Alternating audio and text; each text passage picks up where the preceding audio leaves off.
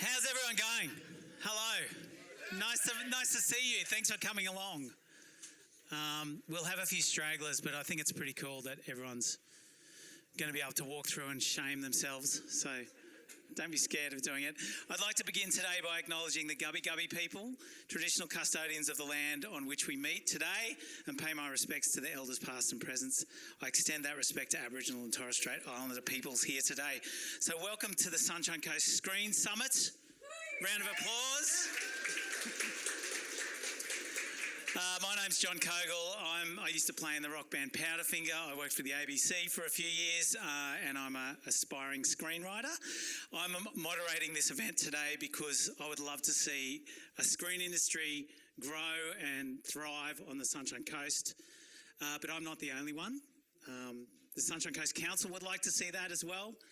The Sunshine Coast Screen Collective would like to see that as well, and I imagine all of you guys would like to see that as well, hey? So today's Screen Summit is about how we as a group can help make that possible and how we can guide its growth from what it is now. In fact, the information and ideas gained from this summit will help Council and the Screen Collective to create, now I've got to remember this, cohesive industry development strategy. Want to hear that again? Cohesive industry development strategy to build a thriving Sunshine Coast screen industry. So, how's it going to happen today? Pretty much, it's a big day, but it's all about hearing from you guys. But there's a bit of an agenda we've got here. The State of the Nation. We're going to have a brief overview of the state of the nation from Council, from Screen Queensland, and from the Sunshine Coast Screen Collective. Basically, that's what's currently happening with the screen industry in this region and what could happen. We're going to have two panel discussions. First, we're going to talk to a group of people, industry professionals who provide the infrastructure and the services to the Australian screen industry, the nuts and bolts of the industry. And the second panel will be a group of creators, producers and distributors, the people who make content, those who start the ideas, turn them into content and get them in front of people like us. We're going to have a 20-minute break so that the two panels will go for about 45 minutes, about 40 minutes each, I think. So I hope you can bear with us while that's happening. When they're happening, we're going to talk to these guests, but then we're going to ask for questions as well. So get your questions ready if you can. And then after the break, we're going to have a group discussion. It's about 45 minutes long. What do we need here? What are our strengths? What are our gaps? And all of your ideas, if you can add to that, if you can keep on thinking about them. I've got a thesis here. Hope you don't mind. Then we're going to talk about the top priorities. We're trying to get a list of priorities that Council can take away from here and pretty much guide how they're going to help us out. So really important. We're going to be pretty much directing this change or this growth. So everyone here, it's a really important role that we're playing. So we really want to hear from you. We're going to work out how we can stay in touch after that. with the next steps and the wrap up. And then there's a bit of networking afterwards, food and drinks, one drink each. Don't drink anymore. That'll be at 4:30. So that's where the magic happens, apparently. Yeah, where the magic happens. Yeah, of course. A few other things. There's going to be some polls today as well. So get out your phones if you can and take a photo of this and open this app called Slido. I'll talk to you how to do that in a second. And I have to remind you guys that today's summit is being recorded. So if you don't like what you say today, you won't get a second chance. There's no second take. But feel free to ask as many questions as you want. But when you do ask questions, we're all going to be as respectful as possible. We want this to be a safe place that anyone can ask anything they want. If you don't want to ask questions, you can do it with your fingers on this little app, Slido. This is how it works. So if you can open it up. Has everyone got it open pretty much? You'll see there's 3 tabs. There's Q&A, ideas and live polls at the top. When we do the live polls, you'll have to click on the live poll section. With the Q&A, you can chuck in anything you want at any stage and we'll record them and we might ask those questions at some point. But you'll feel free to put them in any time. You can also upvote other people's questions so we know which ones are the most popular. As the polls go live, they'll come up on your screen. Of course, you can just ask questions by putting up your hand. We're going to try a poll right now, if that's cool. If everyone's got it open, if you click on the poll section, what sectors are represented here today? So just click on the one you're from. Is that going to come up on the screen? Tiff, this one? Here we go. Production. Isn't production where all the money is? That's good to see, isn't it? $43 million that represents. Okay, 24% in education and government. Screenwriters, 19%. I like those people. They're the best ones. That's where all the smart stuff happens, isn't it? Maybe, or the unhinged stuff. Yeah. We've got $6 million worth of actors.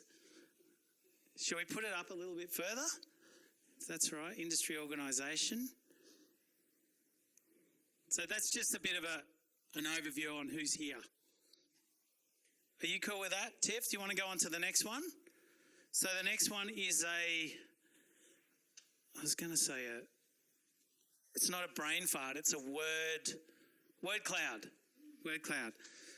What is the one thing you think will help the local screen industry to thrive and flourish? Is this in the live polls as well? So if you can just put one word in, and if, depending on the popularity, money. Anyone? Those producers, $43 million. Funding. Local funding. Facilities, support, positivity, studio. It's all about money. That's so Sunshine Coast, isn't it? Someone sell their house that's worth twice what it was a couple of months ago. All right, the studio. There's been talk of a studio for a while, hasn't there? Collaboration. What's that? Okay. You can vote more than once. But you have to put Screen Queen. I'm from Screen Queensland, and I'm going to surprise. All right. So, how are we feeling about that? Council's got a bit of an idea. They need to put in a lot of money. No, not them. They need to find it. Maybe. I don't know. Or we do. Okay, so this section, the State of the Nation, where a brief explanation of where we're at and where the coast needs to be, I suppose, by each of the next groups from next guests from these 3 groups from Sunshine Coast Council, we've got Gabrielle Troon. It's just a quick 5-minute discussion by these people. We've got Mag Scholes from Screen Queensland. She's the head of content. And from the Sunshine Coast Screen Collective, Livia Hanich is getting up. But we're going to talk to Gabrielle Troon first. Is that cool? Here she is. How are you, Gabrielle? Can you see me? Thanks. Yeah, hi, John. I'm really well, thank you. Can you hear me okay? Yes, I can. Now, Gabrielle is the head of International Relations, Trade and Future Industries on the Sunshine Coast Council. So if you want to have a bit of a chat of what the council is thinking and where you're at with the screen industry right now, Gabrielle. Sure, thanks, John. So I'll keep it brief, but first of all, I'd like to acknowledge the traditional owners of the land on which we're meeting today, pay respects to our elders past, present and emerging. I think first of all, just to say thank you to everyone for attending and participating. I think it's an amazing turnout. As you know, this event was sold out, and we're really pleased with the diversity of people in the room and really keen to hear your opinions and your ideas. So I guess just to let you know where we're at with Sunshine Coast Council, obviously the creative industries team has long supported the development of, I guess, the screen industry and supported creatives in the region, and some of my colleagues in that team are in the room today, which we're really pleased to see. Since last year, the role of industry development for the screen industry has moved into the economic development branch, and we've created a new team to focus on how we can assist and support the screen industry to develop in our region. So I guess in terms of why economic development, and I would like to go back to when our regional economic development strategy was endorsed by Council, which was nearly 10 years ago. And at that time, a lot of industry consultation took place, and 7 high-value industries were identified. At that time, screen was not one of those. And I think that we all recognise that in the time that has passed, in the last 10 years, screen has become an increasingly important part of people's lives, not just from a recreational point of view, but also as a profession, but more importantly, the transferability of screen and screen industries into other industries as well, and education. So I guess in terms of our approach to developing the Sunshine Coast screen industry, some of those words that came up in terms of what you wanted to see happen is really importantly collaboration. And we believe that this is not just council driving this is most definitely industry driving this, and our role is to facilitate and support that. I guess in terms of what we've done in the last 12 months, it's been a really big learning curve for us. We've looked at how we can, first of all, identify who's who in the industry, and our methodology in terms of working with local industry is really to work through the industry group, so that we have one key, I guess, body that we work with, and we see them as representing the industry. So I understand there's people in the room there who may not be part of that industry group, but just so you're aware, that's who we will be working with very closely. So it's important for us that we develop really strong relationships with some of the key industry groups and stakeholders. And so locally, that's the Sunshine Coast Screen Collective. And certainly we've spent some time developing some relationships and understanding the role of Screen Queensland. And I'd like to thank the Screen Queensland reps who are in the room today, because that's a really big show of support for us. I guess the other part is for us to understand the industry and get a really good understanding of the drivers, some of the barriers, and what it is, how do we access that funding that everybody talks about. So we have spent quite a bit of time this year just understanding more about the industry and what will help grow the industry in our region. And I guess to back that up is industry research. So we've just commenced discussions with Scsc in terms of undertaking an actual mapping project and looking at how we can identify who's in the region, whether there are gaps and the opportunities, and then to look at different strategies, whether they be funding models, sources of funding, and look at, I guess, the infrastructure required to support the industry development. I think in terms of what's going to happen today, I think it's really important that we hear from everybody.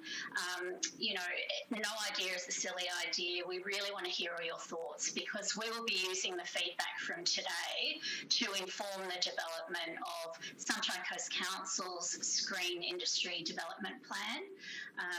And so, you know, we really do appreciate all of your feedback. I think I'll leave it there for now, other than just to provide a big shout out and vote of thanks to the organisers of today's event. So I know that John, Louise, Tiffany and Heather have put in a huge amount of time in terms of pulling this together. So thank you very much for that. And I look forward to joining you all later this afternoon at about 3 o'clock. I'll be able to make it down there in person. So look forward to the rest of the discussion and then the networking later on today. So thank you. Thank you, Gabrielle. She couldn't miss that one drink. That's why she's coming down. So I like the bit about the relationship creating that community and collaboration. I suppose that's something we're going to talk about later on. But today's part of that, really, isn't it? Getting to know each other. Mags Scholes, she's the head of content at Screen Queensland. Do you want to come up and do your State of the Nation speech? Doesn't Biden, like the President of the United States, does a similar thing? I'm not quite there yet. Thank you. Have we got a show reel to show, please?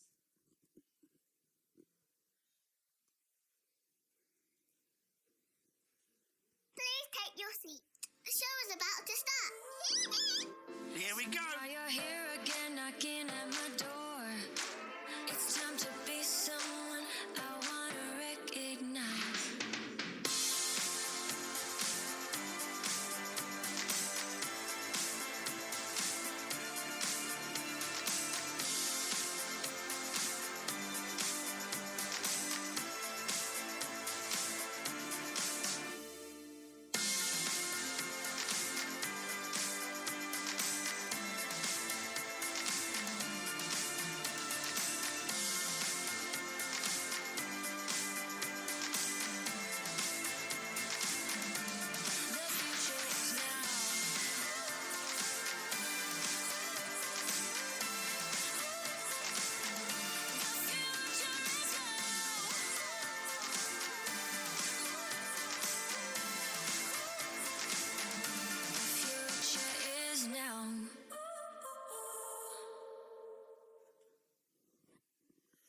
Okay, hello. Firstly, every time I watch that, I feel really proud to work at Screen Queensland. It is really a great place to work, and we're certainly very supportive of Queensland. I'd like to acknowledge the traditional owners of the land on which we're meeting today, and to pay my respects to their elders, past, present, emerging, and to extend that to anyone who's in the room. So hopefully that gives you some indication of some of the wide things that we do at Screen Queensland. I think there's a bit of a perception that we like to do productions like Thor and get involved with the Hemsworths, and that's about it. But that's very, very far away from what we do. The area that I work in is the head of content. We manage local production. We're not involved in PAS, which is the production attraction strategy, and we're not involved in PDV, which is the post digital and visual effects. That's two different areas of funding. So across the board, there's lots of things that we do offer. Just need to open my phone, one sec. And there's lots of things that we can do to, emulate that and bring it to the Sunshine Coast. Just for those of you that don't know me, I actually am a Sunshine Coast local. I live in Eumundi, so I am very Screen Queensland and the Sunshine Coast all of the way. So you've certainly got a supporter here. You'll see that we do culture in there, so there are film festivals. I saw that someone had put in one of the questions that they wanted more film festivals. We do a lot of festivals. In fact, I had a stat here that I can tell you. Just a sec.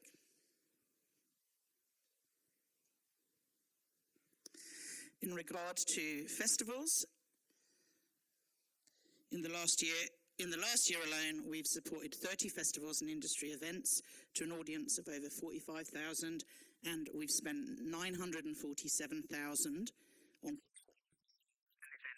So I'd just like to make sure that everyone is really aware that there's lots of different things that we do support. We look at studios as well, and I know that's going to be an area of discussion later today. There's studios on the Gold Coast, which Screen Queensland has. There's studios in Brisbane, and there's also studios that will be opening mid next year up in far north Queensland. We do have a commitment to a lot of work up in far north Queensland as well, because we we want to represent the whole of the state. In regard to what can we do here, there's lots of things, as I said, that we can emulate. For example, the Gold Coast Council has a film officer. Cloncurry Council just last week opened their first, having a screen officer. There's film-friendly councils as well that we can find all across the state. We have a locations department. I think everyone's a bit fed up of me in the office of hearing how many fabulous locations there are on the Sunshine Coast, and I'm always trying to suggest that. Sorry, my phone has gone off again. So there's lots to do. Last year we spent, I'm just going to give you a few stats to give you a bit of an indication of how big the screen industry is in Queensland and how much we're spending, and so how much is up for grabs and perhaps how that could benefit the Sunshine Coast. So 45 productions and games were supported, over 5,400 jobs were created, 230 million was spent in Queensland alone just on expenditure on businesses in Queensland. So that's money that stays behind and doesn't go elsewhere. For every $1 that we invested, we created $10 of spend. So that's also a great opportunity for the region. That's a bit boring, that one. So that's kind of it, really. I just wanted to indicate, let you know what we do. I think that told you a lot, and I'm really keen to support capacity here on the Sunshine Coast. Thanks, Mags. Can I just a quick question to you, Mags? Are we a region on the Sunshine Coast? Are we in the regions? Or is that a question for another time? Okay, all right, okay. Okay. All right. Okay, representing the Sunshine Coast Screen Collective, post-production guru, Lydia Hanish. Round of applause, please.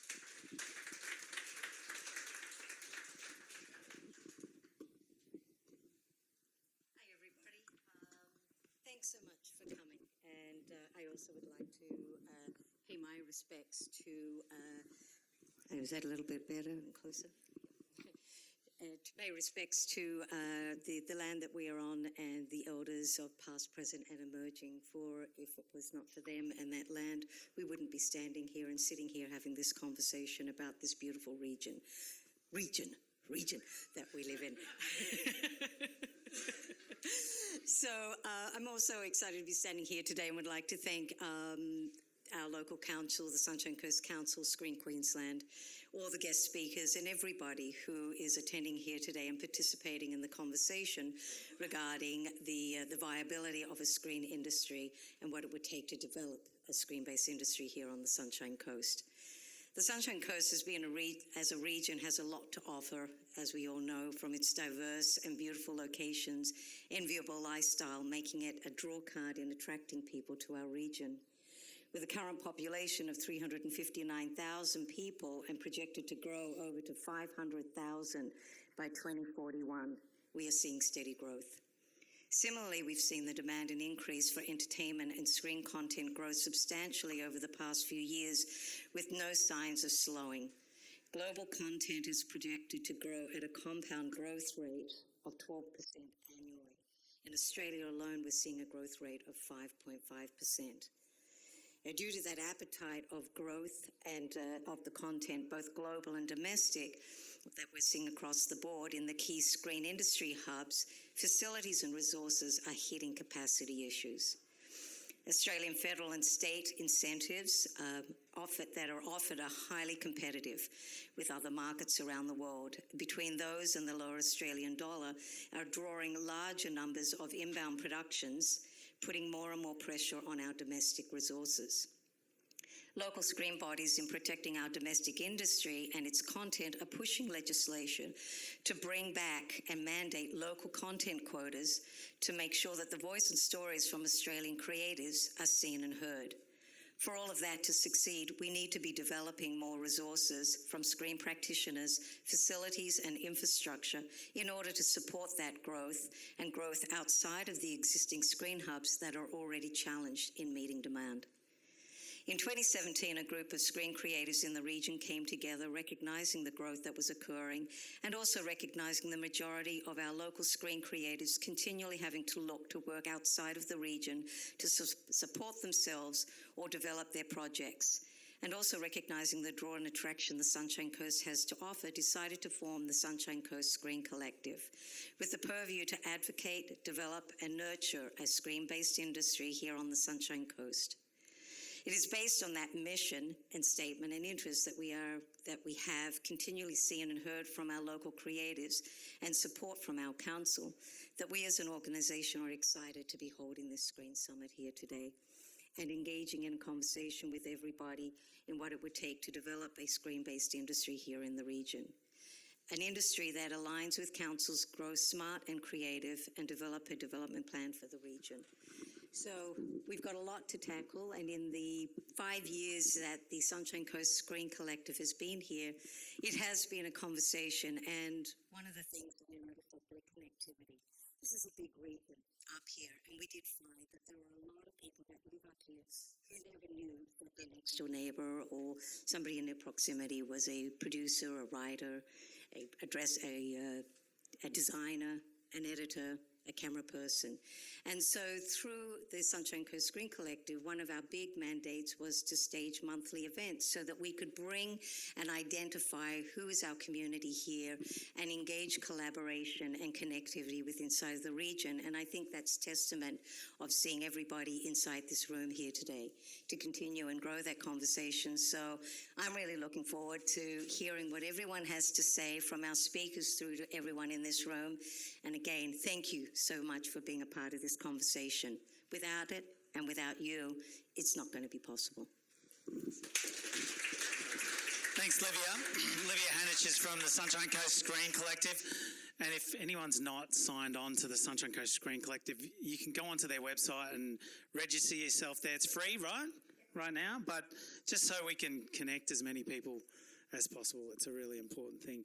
We're going to do one of our panel discussions right now. The whole purpose of these panel discussions is really trying to get some context with how the screen industry works in other regions from some of these people who are some of the guests, and then maybe get some ideas of what we need here. So our first panel discussion, we're calling it Build It and They Will Come. This is infrastructure, project, attraction and services. It's going to go for about 30 minutes or so. But then we're going to do Q&A, so anything you want to ask towards after that 30 minutes would be great. Gavin Keeley, you want to come up, mate?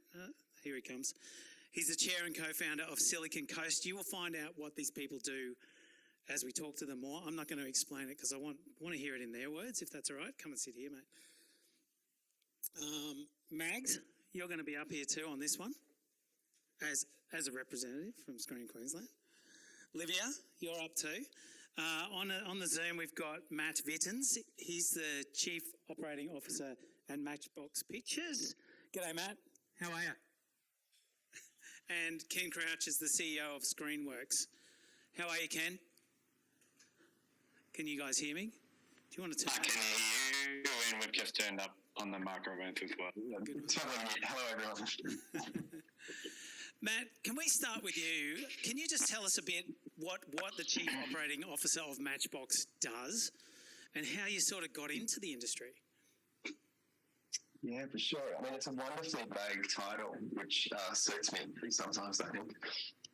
So the job description is that I'm across all of the commercial aspects of what Matchbox does in scripted, unscripted television.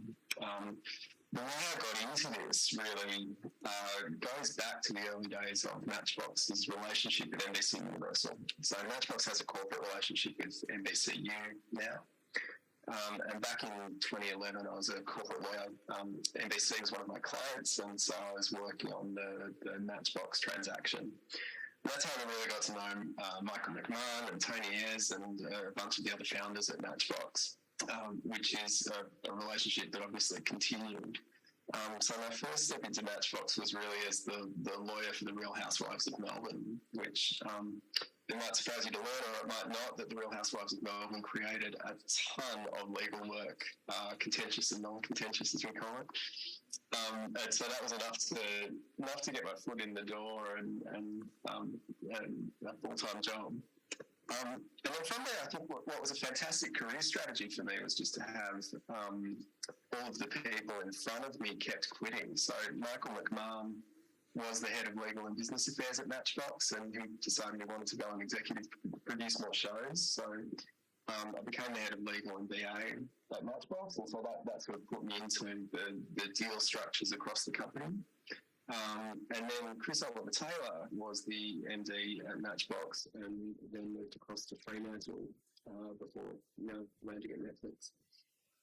And so when Chris stepped out, I became the acting MD at Matchbox for a period until we hired our current MD, Alistair McKinnon. So I really sort of settled into the broader commercial role that I'm in now through that sort of series of executives leaving and coming and going. How important is your job to getting something made? What is that role that you're playing there? Well, look, I think it depends on the thing, right? I mean, the really interesting part of our industry is it's a creative business, of course, with commercial aspects to it. So there are some shows that finance themselves very easily and quickly. There are others that are much trickier to pull together. So, I think in some cases the commercial role can be really important, but what we're trying to do fundamentally is go and raise money for these shows to be made. And part of that's a production model. Part of it is clearly the strength of the creative and how easily commissioners can see that finding a home, and then part of it is actually it's a product that needs to find a market and needs to find a financing structure and needs to go and serve a particular audience. So on those more commercial aspects of it, I'd like to think it's a significant role. On the other hand, like I say, it's that wonderful thing in our business that the creative should lead, and I think the commercial aspects of it should support where possible. Matt, did you live on the coast over COVID, or you've moved here or something? How does that work? Yeah, so look, I got my Sunshine Coast passport by marriage. My wife grew up in Caloundra, and so we've still got a lot of family up there, which means we ended up spending about 4 months of the year up there last year with our 2 kids, and back with Nana and Grandpa and tearing their house apart. And actually, I was up there for the last few weeks, but I've just dropped back down to Melbourne, so I'm sorry I can't be there in person. But Sunshine Coast is certainly a home for us. Okay, so, and there's a lot of people here from the industry, screen industry, who've moved here recently or for a few years, and there's this idea that we can create something here. Is that the feeling you got when you were here, and what were some of the barriers you saw to creating, to doing what you do here?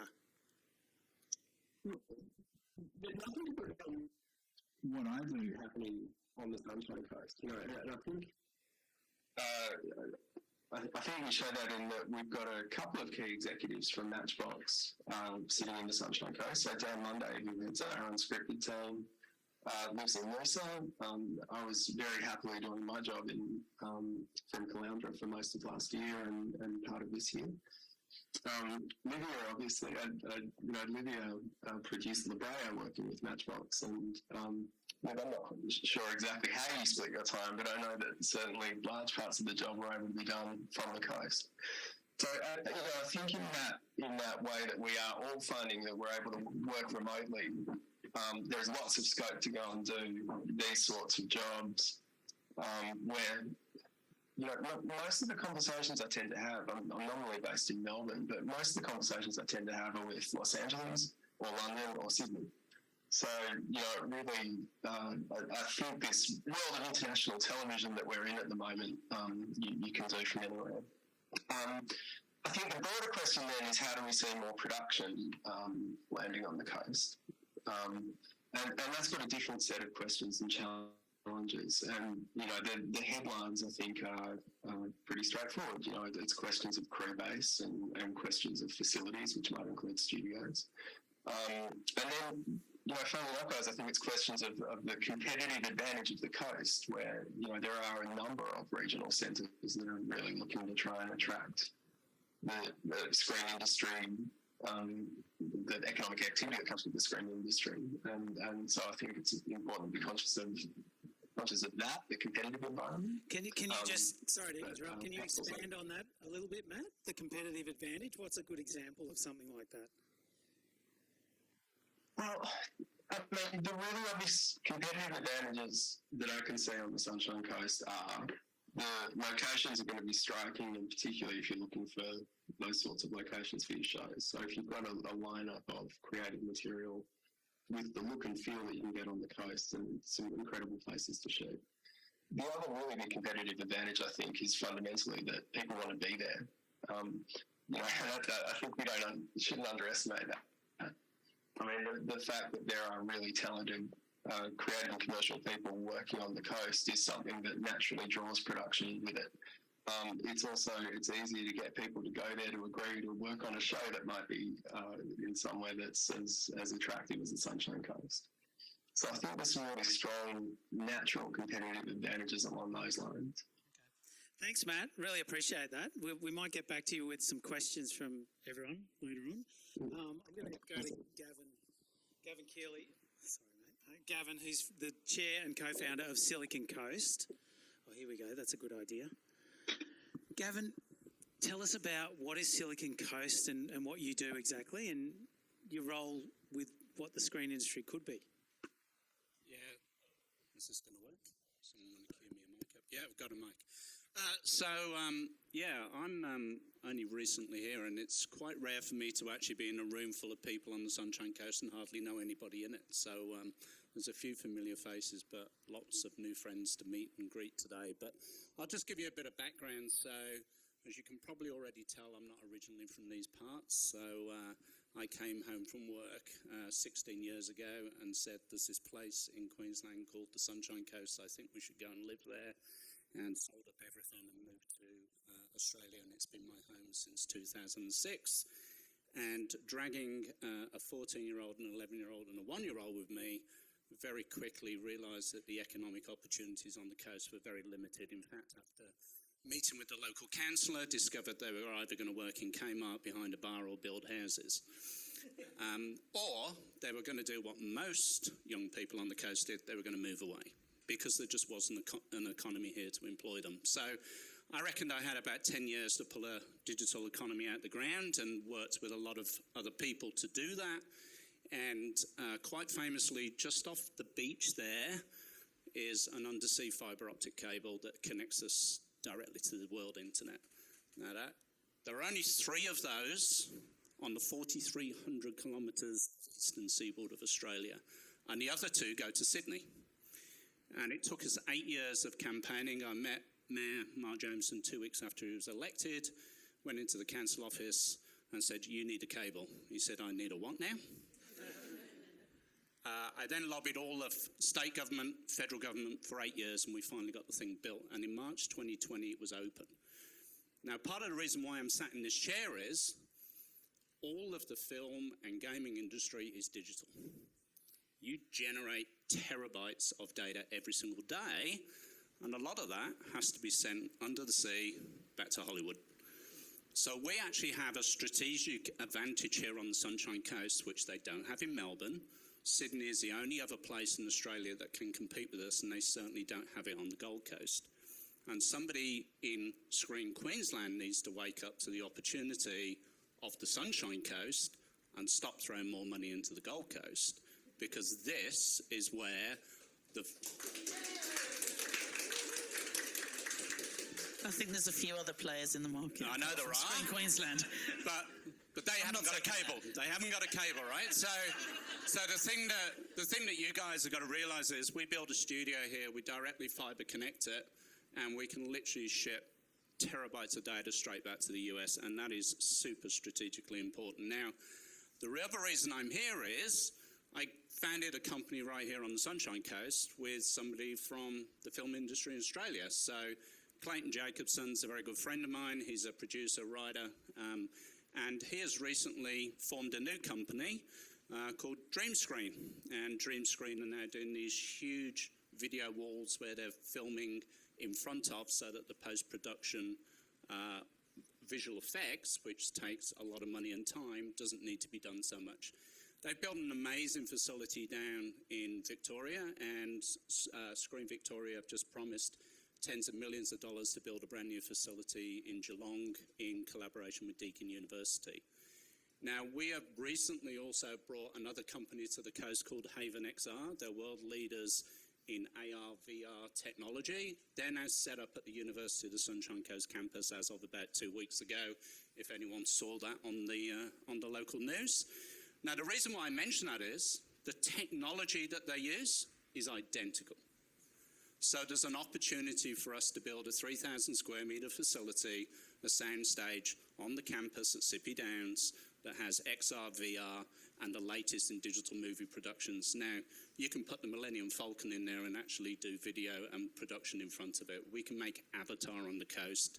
These are the kind of things we need to be shooting for. So what I'm here to represent is, let's build the world's greatest digital video production facility right here on the Sunshine Coast and connect it to that cable and prove all the investment that's gone in so far. That might need a round of applause. But what you're doing, is it just one part of the puzzle? And what other parts of the puzzle do you feel we need? Oh, well, as I say, we've got to get the attention of William Street in... It isn't going to happen without our backing, I can tell you that. The cable wasn't built without the Queensland Government getting on board. We won't get a movie studio here without the Queensland Government getting on board. At an event where we actually met not that long ago, Kate Jones, who of course is now an ex-minister, was actually honest enough to say that we voted the wrong way up here. That's why we don't get their attention too often. She actually said that in front of a live audience. We actually do have to do that, but they put tens of millions of dollars behind the cable because they could actually see the benefits to the economy of Queensland from doing it. So we've actually got to start engaging with Queensland Government and not just the local council who are already behind this, but we've got to get that government engagement, because if we don't get it, it's never going to happen. Okay, Gavin Keeley, thank you so much. So primarily a push for a studio, isn't it? But I'm advocating the a digital studio, right? Okay. I want the latest, greatest, high tech.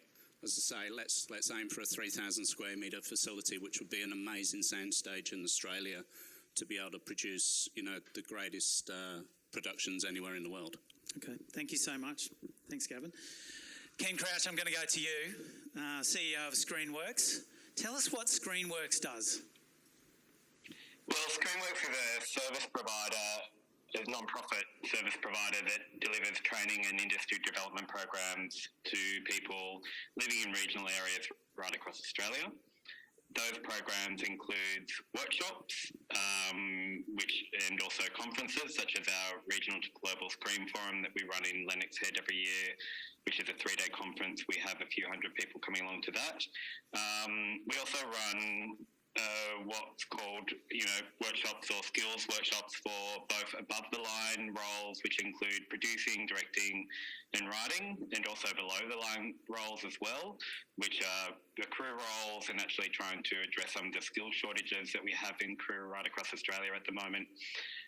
We run, I suppose, there's our industry development programs. Our talent development programs are more targeted and by application. So they're people who have achieved initial success who we have identified and actually put through more intensive workshops or mentorship programs that can kind of bring them, progress their careers mid-career.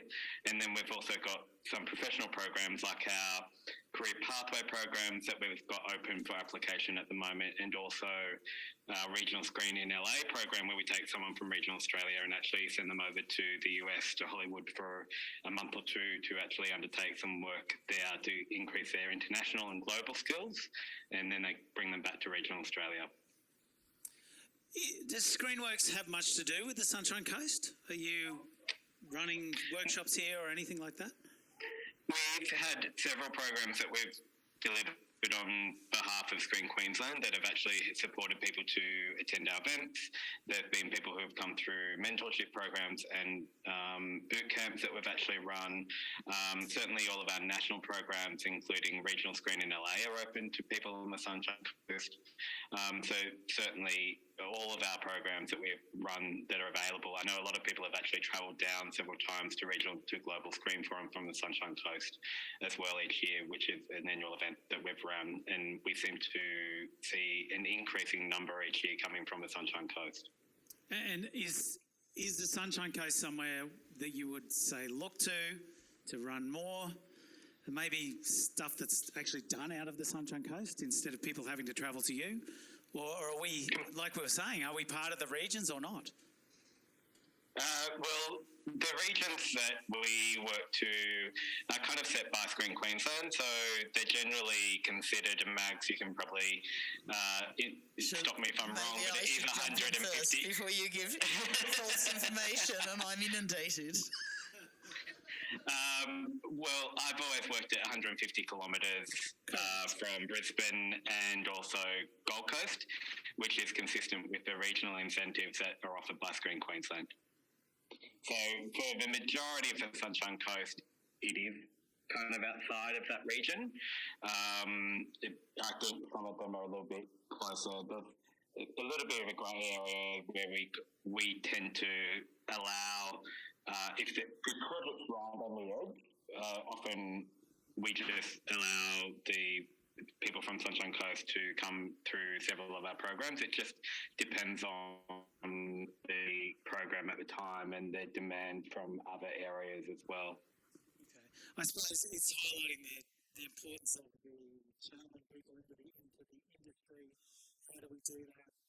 Outlets for that other than just university. There's advocacy bodies as well, so it'll just go towards that, really. I think it comes down to, if you're looking at Sunshine Coast as becoming a peak region for production and also for local intellectual property creation as well, there's several elements that I think come into play, and I'm currently in Townsville at the moment. We're running industry development workshops in Townsville and Mackay this week. That's why I can't be there with you on the Sunshine Coast, otherwise I would have been there. I love coming up there. But, there is locations, like Matt mentioned before. It's not just locations for stories that are set on the Sunshine Coast. It's often use of locations that can actually double for other locations anywhere in the world. Post-production can do incredible things these days for any location, and you can just have a range of different locations that can actually double for cityscapes, for villages, for agricultural landscapes, a whole range of them that I know that Sunshine Coast would be able to do that for. I think there's also accessibility in terms of having airports and being able to get crew and also equipment, and also for several other things to bring people in, and even access to accommodation. And obviously with Sunshine Coast having a great deal of and a range of accommodation options that would make it appealing. But I think the big thing is there's probably the skilled crew is one of the key things I think is really important. Facilities also, and by facilities I don't just mean the studio that Gavin's actually talking about, where I'm also talking about post-production facilities and a whole range of different facilities that are actually available that can actually service a production. This isn't just a screen industry. When a production comes into a regional area like the Sunshine Coast, it's often engaging with, hardware stores or security services. A whole range of different industries are actually brought into the fold for that type of thing. So there is lots of flow-on benefits from something like that. All right. Thank you so much. Do you guys want to add anything to this conversation at all, Mags? Yeah, I wouldn't mind adding something to it. I think Ken's made some good points as well. Before you go on, and then we're going to throw to everyone in the audience for questions. We'd love to hear from you, not just yet, but there's a mic. So, Mags, sorry to interrupt. Yes, no, that's fine. So I think a studio is one thing that we definitely need, but there are people that are going to be used to world-class facilities, and a lot of them. Crews are large, so they're, Ken there alluded to hotels. I think as well as the cable and what Gavin has talked about, there's a lot of infrastructure that would need to be in place. Travelling a crew of 300 people and putting them up every night is a lot of money as well in hotels. So again, that alludes to supporting what Ken said there in regard to crew base. And we do have the advantage that it's a fantastic place to live and a lot of people want to live here. But people also want to just travel down the road for work. And the productions don't want to be paying for food. They don't want to be paying for hotel bills. So I think there's a lot of work to be done to make the Sunshine Coast what it could be. The locations, yes, are fabulous. We all know that the Whitsundays doubled for Bali. We all know that the entire production of Elvis was shot on the Gold Coast. So, there are a lot of opportunities that we need to do, but I think there's a lot of work that needs to be put in place. There's a skills shortage globally, and so the universities need to be offering really great courses to do some people who live here and are going to carry on working here, and it's fine to have a course, but they need to be production ready as well, which is really something that's really important to think about. And there's CQU closed down in Noosa, but we've got the Sunshine Coast as well. So I think there's a lot of work to be done. I think it's doable. And I'd really just like to reinforce what has already been said. I just wanted to give you a quick back. So I've worked in production for 30 years. I've worked on film sets internationally for 15 years. I've boom-opped with 7 different Oscar-winning sound recordists. I've worked with a lot of different people. I've worked in production attraction in England. I've worked internationally in documentary, both across Asia and across Africa and Europe. I've had my own production company, and I'm managing all of the industry funds, and 30% of the organisation at Screen Queensland fall under my management. So I've got a real 360-degree view of the industry. So I just wanted to kind of say that so you know my background and where I'm coming from when I speak to that. So, but yeah, I think it's called reality, isn't it? I suppose. But we're all dreamers, so don't ruin that. I'm a dreamer. So I just had to feed my children. Livia, do you want to add to that at all? This conversation before we throw to some questions? Yeah, well, I just also to give some context of myself. I started in the industry back in the mid-'80s in Sydney, and then I went to the States, and I spent a little over 25 years working in screen production in Los Angeles and worked for all of the major studios, cable outlets, network. And it was a choice of lifestyle that brought me back to Australia, an ex-Sydney girl, but I didn't want to go back to Sydney. And it was about a lifestyle choice that I brought my husband and 2 children, and we moved up here to the Sunshine Coast, and I've never looked back since. It is an amazing location. I think that we are seeing more and more people making choices about where they want to live. And it's about where they want to live as opposed to where I have to live in the city to get the work that I do. And technology is making that more viable for people. But I'm also saw while I was here, majority of the screen creatives do have to leave the area to support themselves. So whether it's going to the Gold Coast or whether it's going to productions in Sydney or Melbourne, and equally the same thing for developing content. And we are seeing capacity issues globally across the board. And there's this demand, and we have a growing region. We have smart, talented people here. And it isn't necessarily that we're going to just right off the bat be able to just go and compete against established powerhouses that now currently exist in the Gold Coast or New South Wales or Sydney. But it's where you need to start somewhere and build it. Now, the digital building of a phenomenal virtual stage up here would be incredible, because we do have a lot of digital talent up here. As that happens, in attracting that kind of production. But then equally, there are smaller Australian productions. It doesn't necessarily need that we have to bring in every single big budget feature film into the region. There is advertising, there is music, there is television. There is a lot of content that needs to be shot, and attracting that here to the region and developing local stories to be shot up here gives us the ability to help keep our creatives here in the region, develop local people that are, and not losing our younger people out to places around the world. So I do think it's feasible. I do think it's an attractive area, and with time, because even in the big hubs, they're still having to fly people in. I was on a production down in Melbourne, a big US production, and a good portion of the head of departments were not Melbourne people. They were from Sydney, they were from Queensland, I was from Queensland. So we were still having to fly and house people into our major hubs. So why not fly and house here into a beautiful region? We have the facilities and the means, so I'm all for pushing the conversation and saying, build it and build it smart, and they will come. All right, thank you, Olivia. Have we got any questions? Hands up. We've got one over here. Fish, do you want to just maybe tell us a bit about yourself too before you ask the question?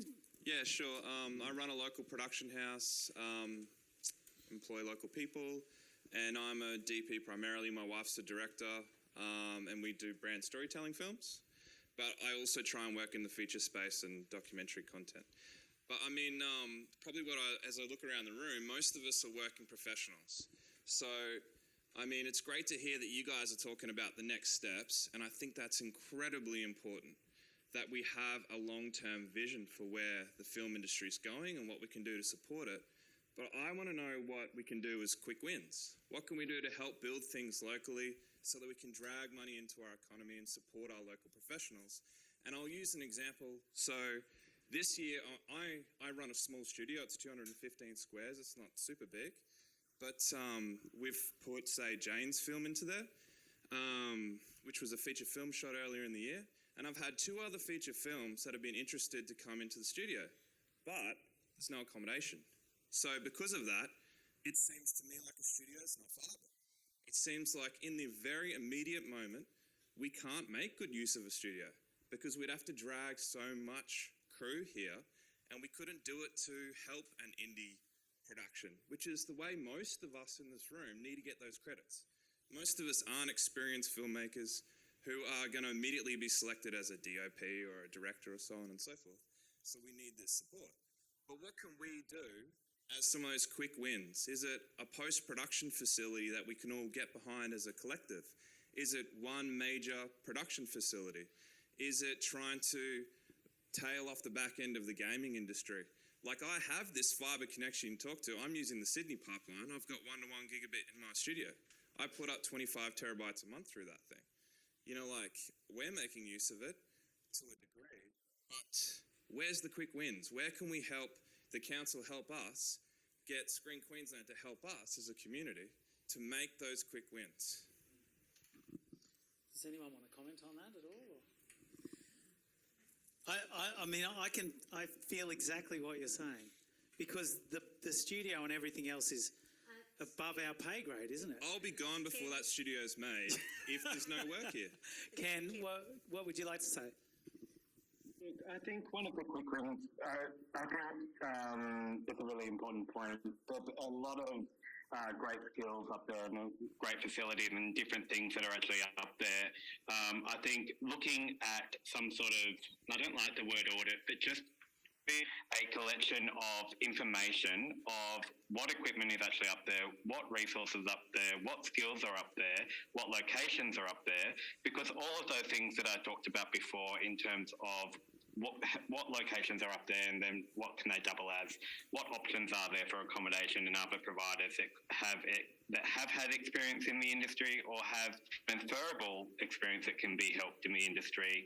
What crew are up there, what type of facilities and other services are actually up there, and pulling that information together into almost like a central location that makes it look an attractive proposition to productions that are looking at different places for setting their production could be some quick wins and actually getting a production there. When you get a production there, it usually leads to more training opportunities and everything else.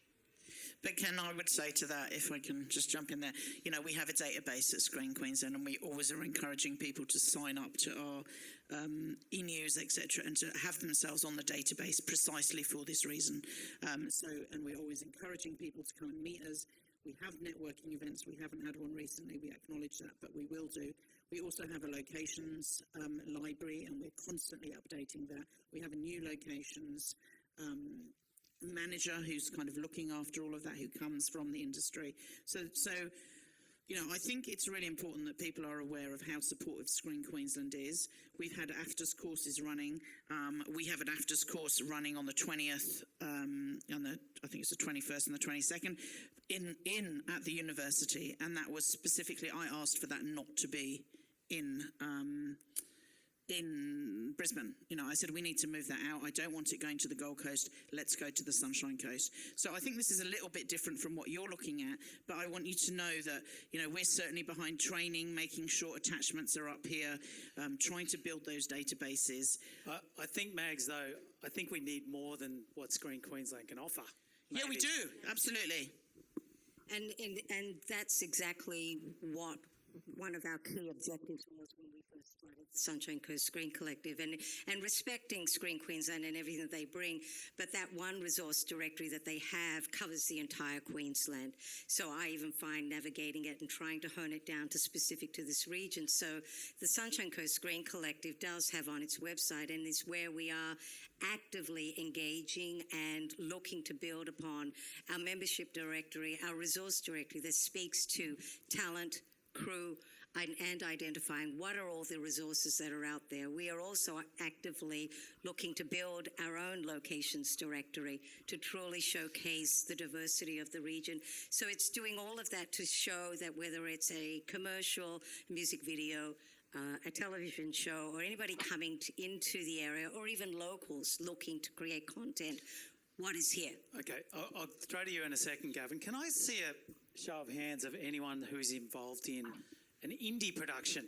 Because that's all that we can do here, really. Like, how many people are making, put your hands up, indie stuff and really don't have any connection to big productions or anything? So there's quite a few, aren't there, you know, who are, that's how we see our way forward, is to do it ourselves, really, isn't it? So, anyway. Can I just ask though, like this approach that you've got, which is very valid too, it's quite a passive approach from us as the filmmakers. So I guess my question is, what can we do to support you guys? Is it us as production houses locally saying, let's hire really good editors and find a pathway for post-production for film on the coast?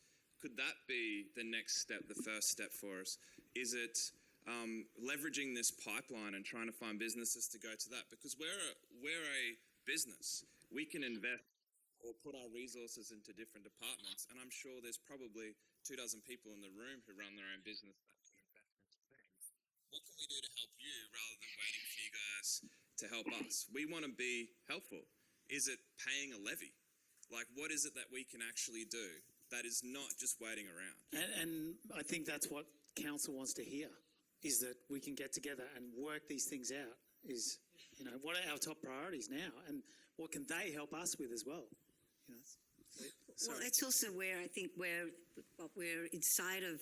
It's always constantly looking for the support to come from, council, state government, trying to get programs up here because, the community down in Brisbane, not everybody up here has the ability to constantly go down to make those connections down there. So driving those up here, creating collaboration amongst people, I think is hugely important, so people come up with ideas. Last year, Showcase was an incubator program that was run here out of the Sunshine Coast with the Sunshine Coast Screen Collective that Dan and John was spearheaded. And out of that, there were, we went out, we found people to submit in ideas for projects. 5 projects were chosen. Those people were teamed up with experienced people and created short programs. Well, and we're going to show a video about that later on. But Gavin, quickly, what were you going to say? Yeah, just to go back to the point you were making, you said very quickly 1,000. I just want everyone in the room to really understand what that means. So all the debate about our national broadband network and the disgrace that is, and the fact that we're now slower than most countries in Africa, we have invested heavily in this region in our own local infrastructure. You can get 1,000 connections from a local telco here on the Sunshine Coast. It's not Optus, it's not Telstra, it's not even TPG, directly into that undersea cable station and connect to the world. I had a business down in Bottigna, 1,000 connection, $250 a month. You can't even get that in Brisbane, right? So for anyone creating content, which is all the people I'm currently looking at, that back channel is more important than the down channel. And everyone forgets that, right? So at home, the national broadband network, you might be lucky enough to get 250. That back channel just isn't fast enough for creatives. You need the 1,000. 1,000 should be the national standard in Australia. It isn't, but it is here on the Sunshine Coast. And anybody who hasn't got it, come and talk to me and I'll tell you how to get it, because we're now trying to run a loop into Mapleton, Mullaney, and also in Montville. Can I just add something really quickly to Fish's point? So, I think, something that would be really interesting would be for council to decide exactly what it is that they want. So, like, to take Fish's example of being a post-production. So, Queensland has the biggest incentive for post companies to come to Queensland. Do you want to look at being a post-production hub and adding an incentive there in post? I think there's lots of different opportunities that you can look at. Okay, cool. Question? And I'll back up Mags as well, because I think if New Sunshine Coast can find a specialty and find a niche, then I think that's where your unique selling point can come in, and that's where you can actually really target your resources. Is there taking notes here? Niche? Here we go. Question, quick. Yeah, mine's more that what I can hear here is that a lot of us are talking about communication. There's a huge amount of talent here in the room, and we're all saying that we are here. There's a lot of talented people here already on the Sunshine Coast, and we're trying to create it and grow it. You've all talked about locations. I'm the founder and director of Pure Locations. We are based here on the Sunshine Coast, but most of our work is in Sydney and Melbourne. We work with Netflix, Foxtel, Disney, Channel 10, BBC, ITV, but we're here on the Sunshine Coast, and we can already solve a lot of the problems that you're talking about, but we are still a medium-sized company. There's only so much reach we have, and we need the council and Screen Queensland to let people know that we are here. We provide houses for motion movies, and we work with, we're working at the moment with a film with Liam Hemsworth and Russell Crowe. The house for 9 Perfect Strangers, Nicole Kidman, that was in one of the houses that we have on our books. We have the houses. So it's not just the digital side of it. The houses where the TV programs are made, the films are made, we have them. Not only that, but we all can also host the celebrities and the staff. If Mel Gibson and Russell Crowe are staying somewhere, the house where Tom Hanks stayed when he was filming Elvis is one of the houses that we've got in Byron Bay. So we already have some of the stuff that you guys are trying to find. So why aren't we working together? It's a good question. Yeah. Good question. All right, we're going to wrap this panel quickly. There's one more question here. I was just going to say, in terms of the quick bit, I'm a TV producer, a lot of it's been focused on film. Carrie came into since Cloncurry came into existence because of Survivor, and then off the back of that, a short film about a bank robbery that's being filmed there now with someone from Underbelly. Let's get a TV series here. Just a quick win. Well, maybe the next panel might help because it's all creatives and anyway. So thank you so much for your comment. We're going to finish up, but this will come back. All these questions can come back later, and you guys are welcome to stand up and add to that conversation as well. So thank you so much, Gavin, Mags, Livia, Ken, Matt. Thanks for joining us. Really appreciate your time.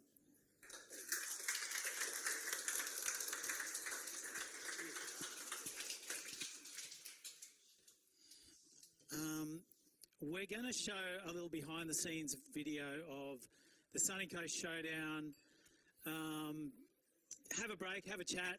We'll show this at the same time. Can the other panellists come up if you've got a chance, please? So, you guys?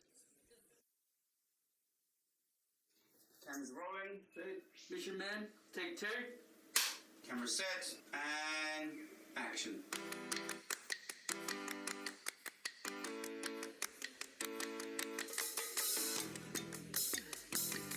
When I first started making films, I had no idea. I didn't have anybody to mentor me or teach me, and even when we were on set, I had no idea what I was doing. So if anyone's thinking about entering the showdown, I would definitely say go for it. Don't hold back. No matter what your background or your experience, you are 100% going to learn something. I'm Lauren. I play Hannah in the art gallery scene. And I'm Lizzie, and I'm an extra in both of the scenes. We do acting classes with Tam, and we've been extras in her films before. Yeah, because some great kids, definitely some really good, strong local, and fabulous crew. Some really great local people that I've worked with for the first time. That's really exciting.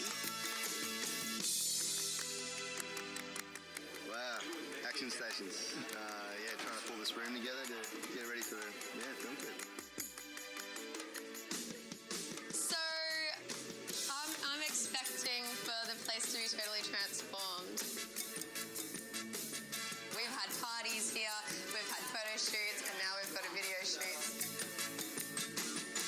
Yeah, it was a big day, but I think, like most filmmakers, we thrive in the chaos. My biggest take home is that filmmaking appears to me to be a wonderful act of juggling chainsaws. Terrifying and spectacular. You might lose a couple of limbs, but it's worth it as well. I think I always wanted to be in film. I'm just in my absolute heaven right now, watching what it takes to get a 4-5 minute animation movie up and running.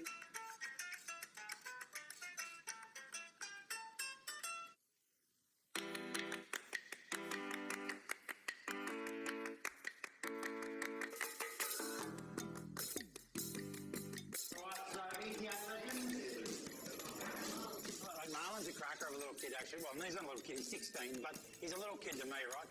And I remember when I saw Marlon for the first time, they said, you look like a director, because he had his hair over here and stuff. It looked really cool. Imagine if Marlon goes on to make big movies. I was the guy, the very first guy to talk to him and go, you can do this. We've got the talent here, we've got the actors, we've got directors, we've got editing and sound engineers, we've got everybody. I'm an actor. Feature film movie producer and director. General dog's body at this point, but I do producing as well. Been acting for probably 20 years. Design monsters for horror movies. We create all things video.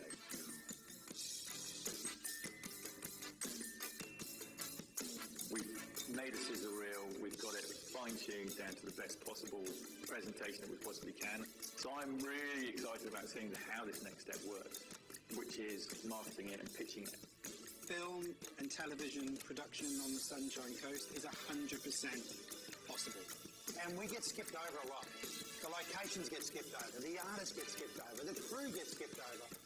I just don't think filmmakers know what's here. It starts off with the showdown and short films, but then it becomes feature film. And I think if everyone bands together and is focused on an end goal, I don't see why Sunshine Coast can't become an important production base in Australia. We need to create an environment here, especially on the Sunny Coast, where more people are willing to jump into this industry, because we do need more people, and we've got the project and we're ready to go.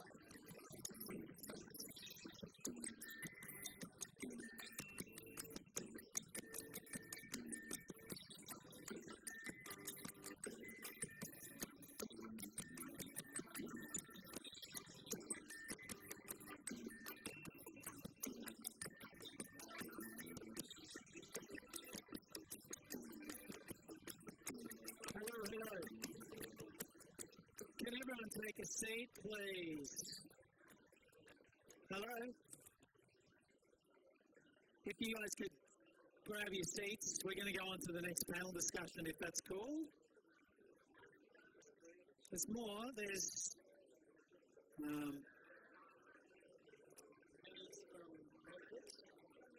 Daly's. Is Daly Pearson in the room? Daly? Not here? We didn't make it?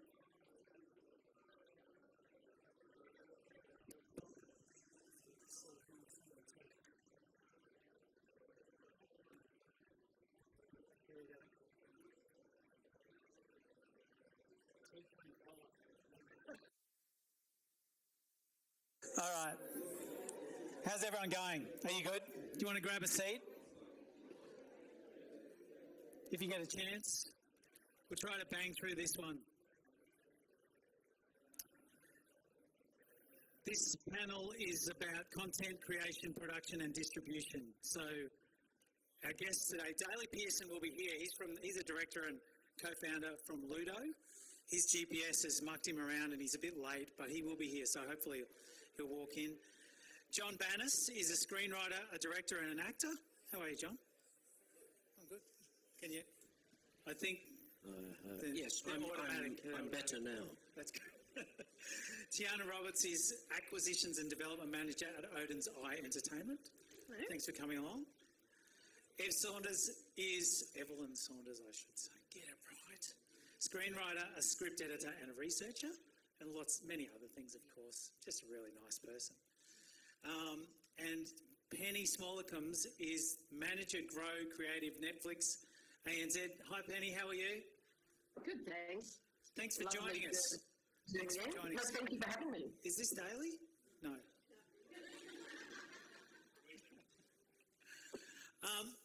So this panel really is about content creation, how we go through all those processes and we get it in front of people. I'm going to start with the writers because that's where we begin. John, you've got the mic. Tell us what you do these days, what your working day is like as a writer. Okay. As a writer who's had many years of success. I've been busy at least, which is good, yeah. I have a long day, basically, when I can. I get up about 6 o'clock most mornings, even earlier. Now I've got a new puppy. And I try and put in 8-10 hours a day writing. I'm working mainly on commission material, and I work in the drama area, mainly for television. I think the dividing line between film and television has begun to be rubbed out. Television now attracts big films, big actors, and the whole kind of streaming thing has changed the landscape entirely. And I think it's a mistake to talk only about film per se, screen, big screen, and forget about small screen, partly because most of my work is in small screen now. And most of it's overseas at the moment. I'm writing a couple of miniseries. Interestingly, I'm not from the Gold Coast, or from the Sunshine Coast or the Gold Coast. I live in Brisbane. I could be from here because it doesn't matter where you live as a writer. You can now work and communicate globally, The things that I'm working on, for instance, at the moment, a miniseries that is financed out of Germany, the UK, Canada, and New Zealand. It's being cast in the US, shot in Montreal, and post-production is going to be done in New Zealand. So that whole notion of kind of the global nature of the work that we do now, it's really changed the landscape, as I say. And it sounds like, to me, I don't know that much about the Sunshine Coast, so it's probably good to have a kind of fresh pair of eyes across it. Sounds to me like you've got a screen industry here, you know. You have so many good creatives up here.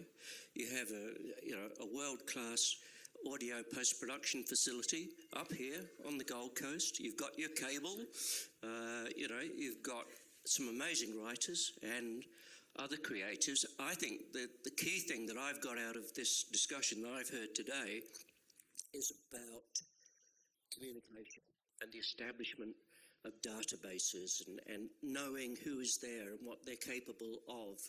And I think the best thing that Sunshine Coast can do, forgetting about money and all that kind of stuff, is that information, that exchange of information, that coming together that makes an industry workable. Because I think someone said, until you've got crew and so on and so forth, you're not going to have an industry, you know. So as a writer, I can work anywhere, sit in my basement office at home and send stuff overseas. Doesn't matter. I could be here doing that. And there are people here doing that. Just need to know about each other. Let's talk a little bit about being a writer-director as well. What is that process? What does that process look like? And just imagine you were on the Sunshine Coast and you wanted to go through that.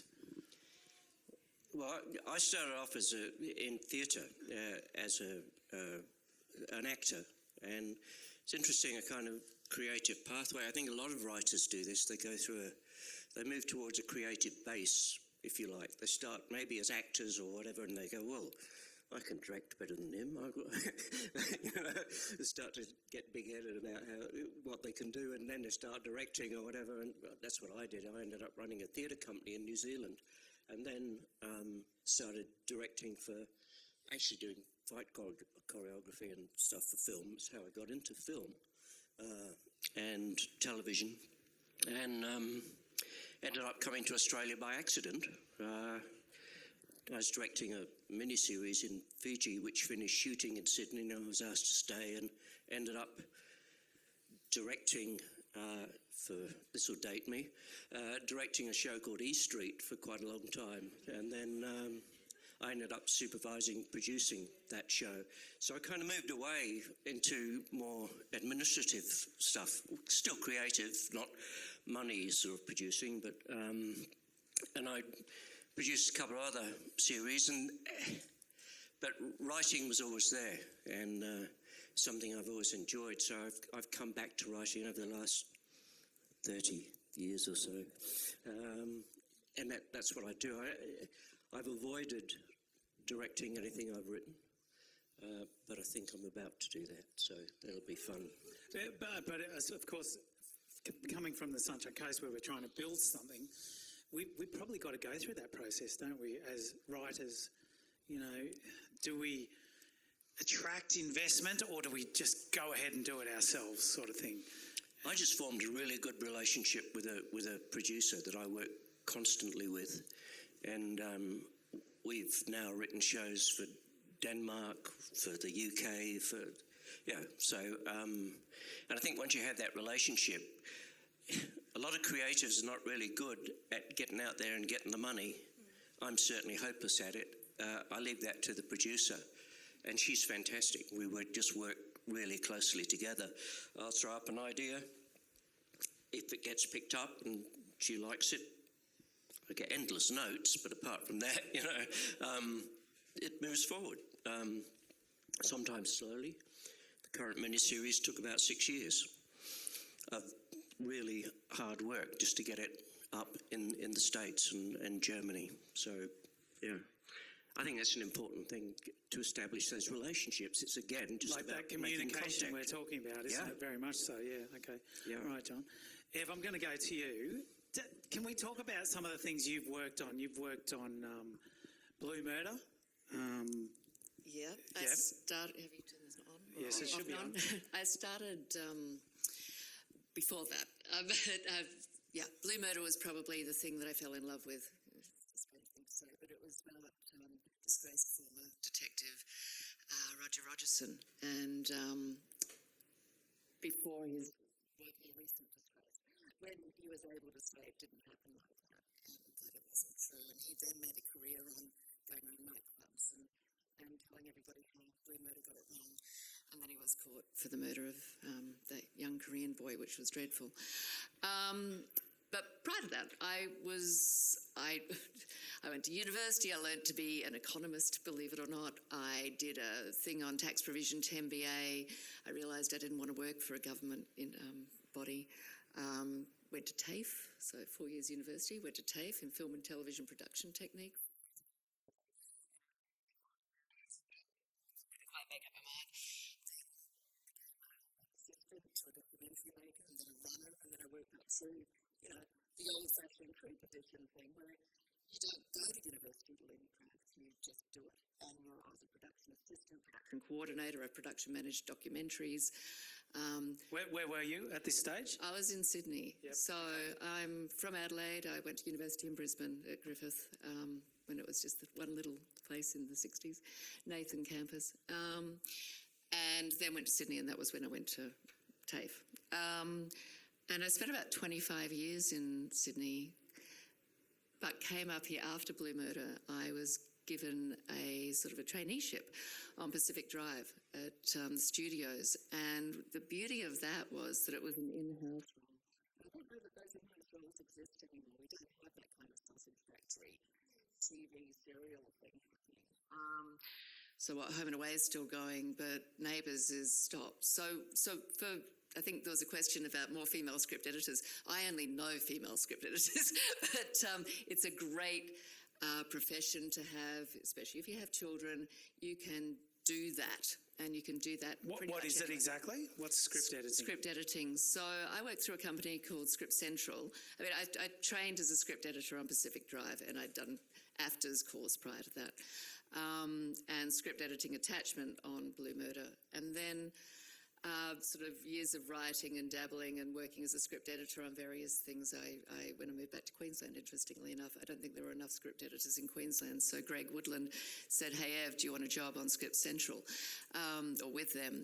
And I've been script editing numerous feature concepts, treatments, feature scripts, series concepts, series pilots since then.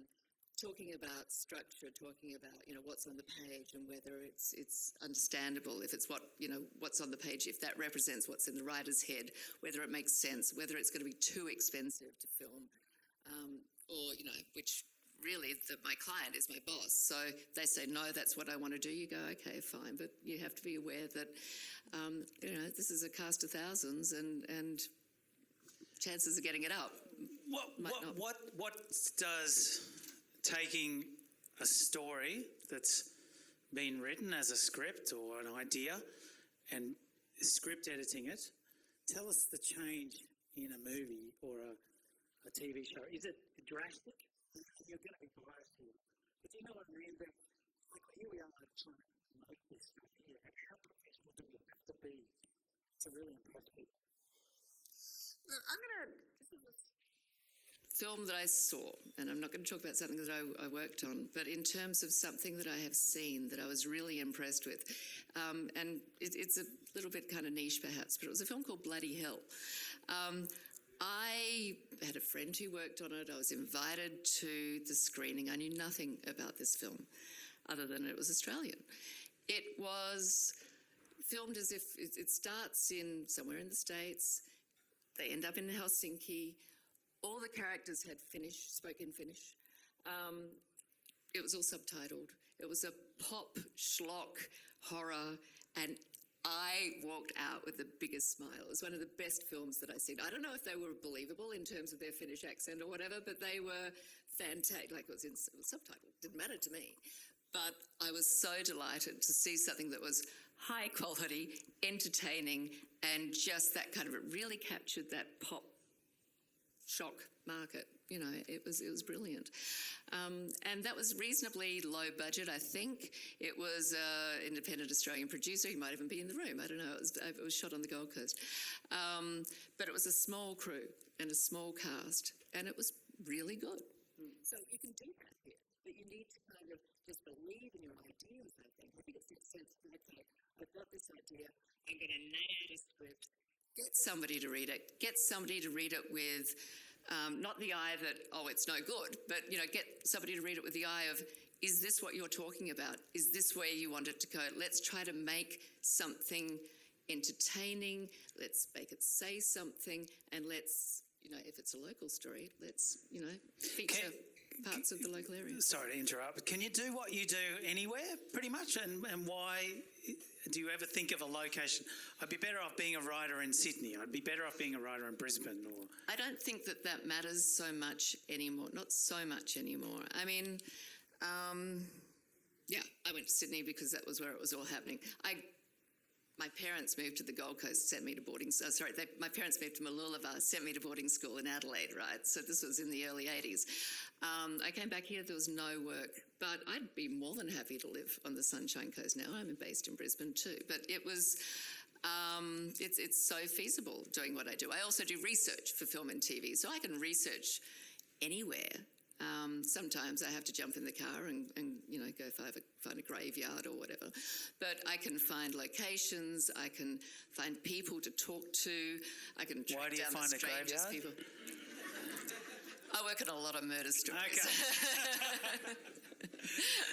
All right. Thanks, Ev. Thank you. John Daly's arrived as well. Oh, Daly's here? He's coming around.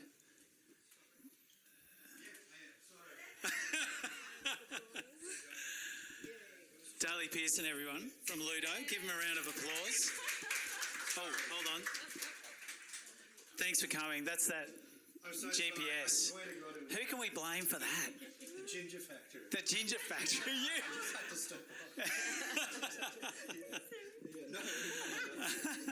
Sorry about that. We might chuck you straight into it, because we're talking from the ground up here about creating ideas, creating.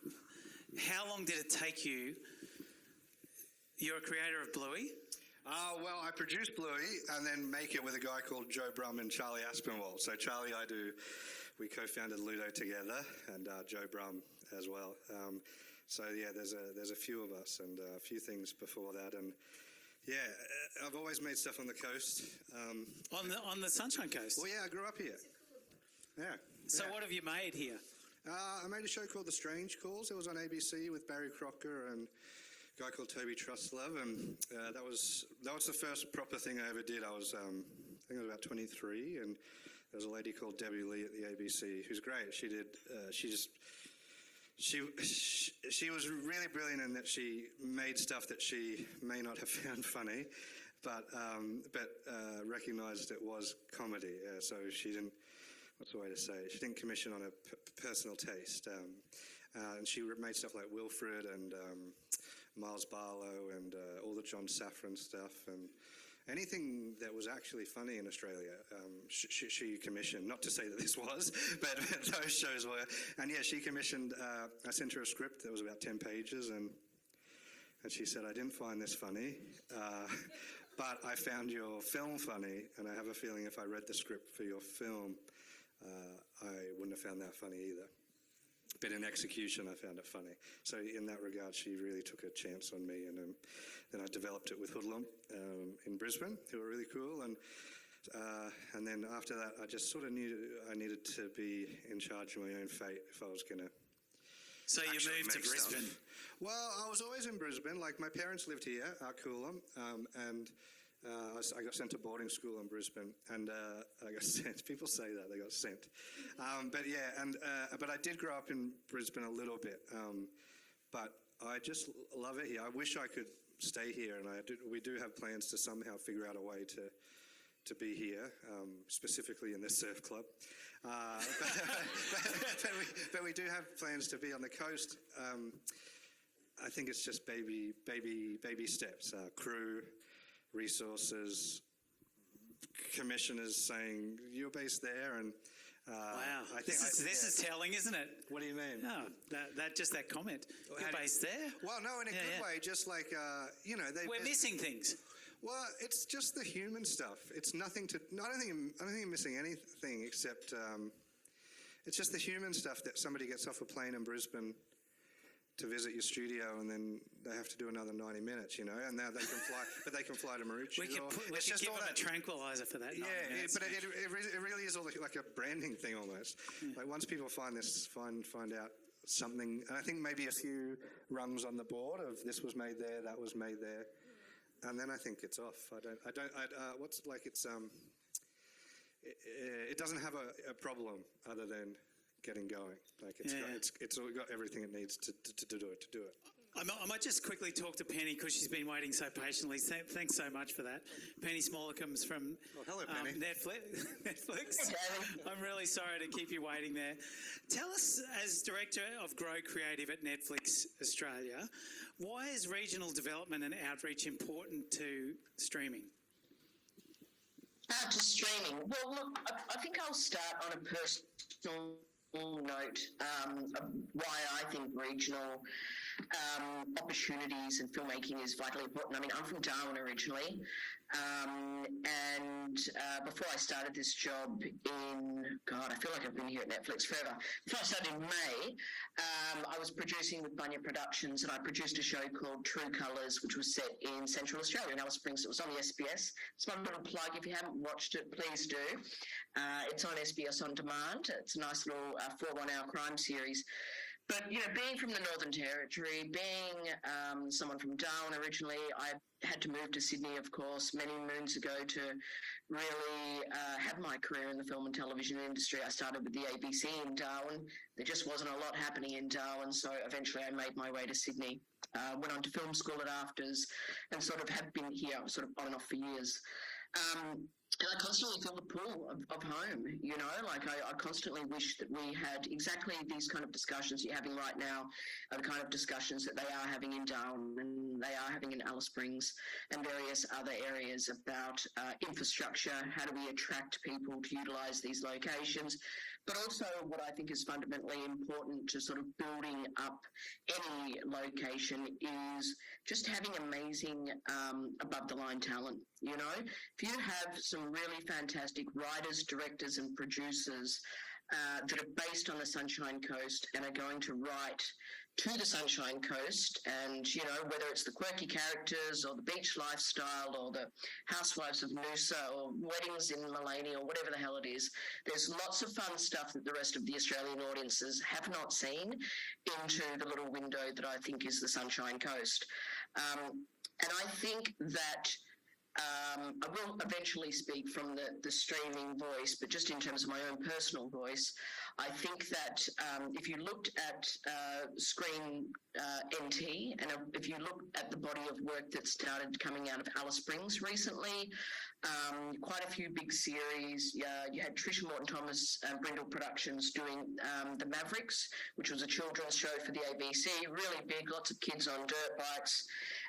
You had Erica Glenn, who's born and raised in Alice Springs, who was the co-producer, creator of True Colours, the series I produced. You've got Dylan River and Tanith Maloney, who Daly knows quite well, who did Robbie Hood there. So Alice Springs has seen recently a bit of a run-on in production. Having produced something there, I can tell you it is so expensive, it's not funny. We brought the majority of crew in. Thankfully, Mavericks had, had been in production just before we arrived. So they had done some excellent training with some locals. So we were able to just kind of back onto that show and take all of the runners, take a lot of people that work in our art department, and, a lot of other areas. So that kind of run-on of Mavericks being filmed there and then us coming in for True Colours really has built a bit of momentum, I think, in Alice Springs. And I know Dylan Rivers creating another series there right now. But that just didn't happen overnight. I think that the Screen NT has had some really sustained long-term investment in above the line talent in Central Australia for quite some time. You know, a million writing labs there, really helping these filmmakers, find, well, they already had amazing voices, but helping them get more and more sort of active experience on creating their shows, being the first ones in to put in development of a show when it's still, when it's still sort of germinating and very early on, probably something maybe that Screen Australia wouldn't look at just yet. Probably something that you probably shouldn't take to a broadcaster or a streamer just yet, but having that kind of wonderful investment on seed ideas that speak very passionately to the area, I think is something that's really key and perhaps is an interesting case study for you to have a look at when you're looking at how to sort of grow the area, because you can just be a place where people come in and make shows, or you can be a place where your locals are making shows and you can have the best of both worlds. Penny, it's a great point about Screen NT. Where did the money come from for all this investment in, and you're saying, Mavericks might be just what we're seeing now, but there's years of investment in there. Yes. Who's doing it? Is that government money or where? It's government. It's Screen NT, and I mean they started with nothing. I did a small doco there, and the biggest grant that you could get out of Screen NT 15 years ago was about $80,000. It was tiny to get some production funds and tiny to get some development funds out of there. So, but it has grown over the years. And not only was that investment coming from Screen NT, but also Screen Australia. I used to run the First Nations department at Screen Australia, and because there's such fantastic Indigenous talent in Central Australia, I also funded development of many projects there over quite a period of time. So it has been sustained investment. Also, another thing that a lot of those production companies in Alice Springs have done is partnered outside. Dylan and Tanith with Daily at Ludo, Trisha Morton-Thomas, as they've partnered with Princess Pictures at one stage. So, I mean, that is another idea, because those bigger production companies have access to a lot of funds, mostly because they have so many runs on the board.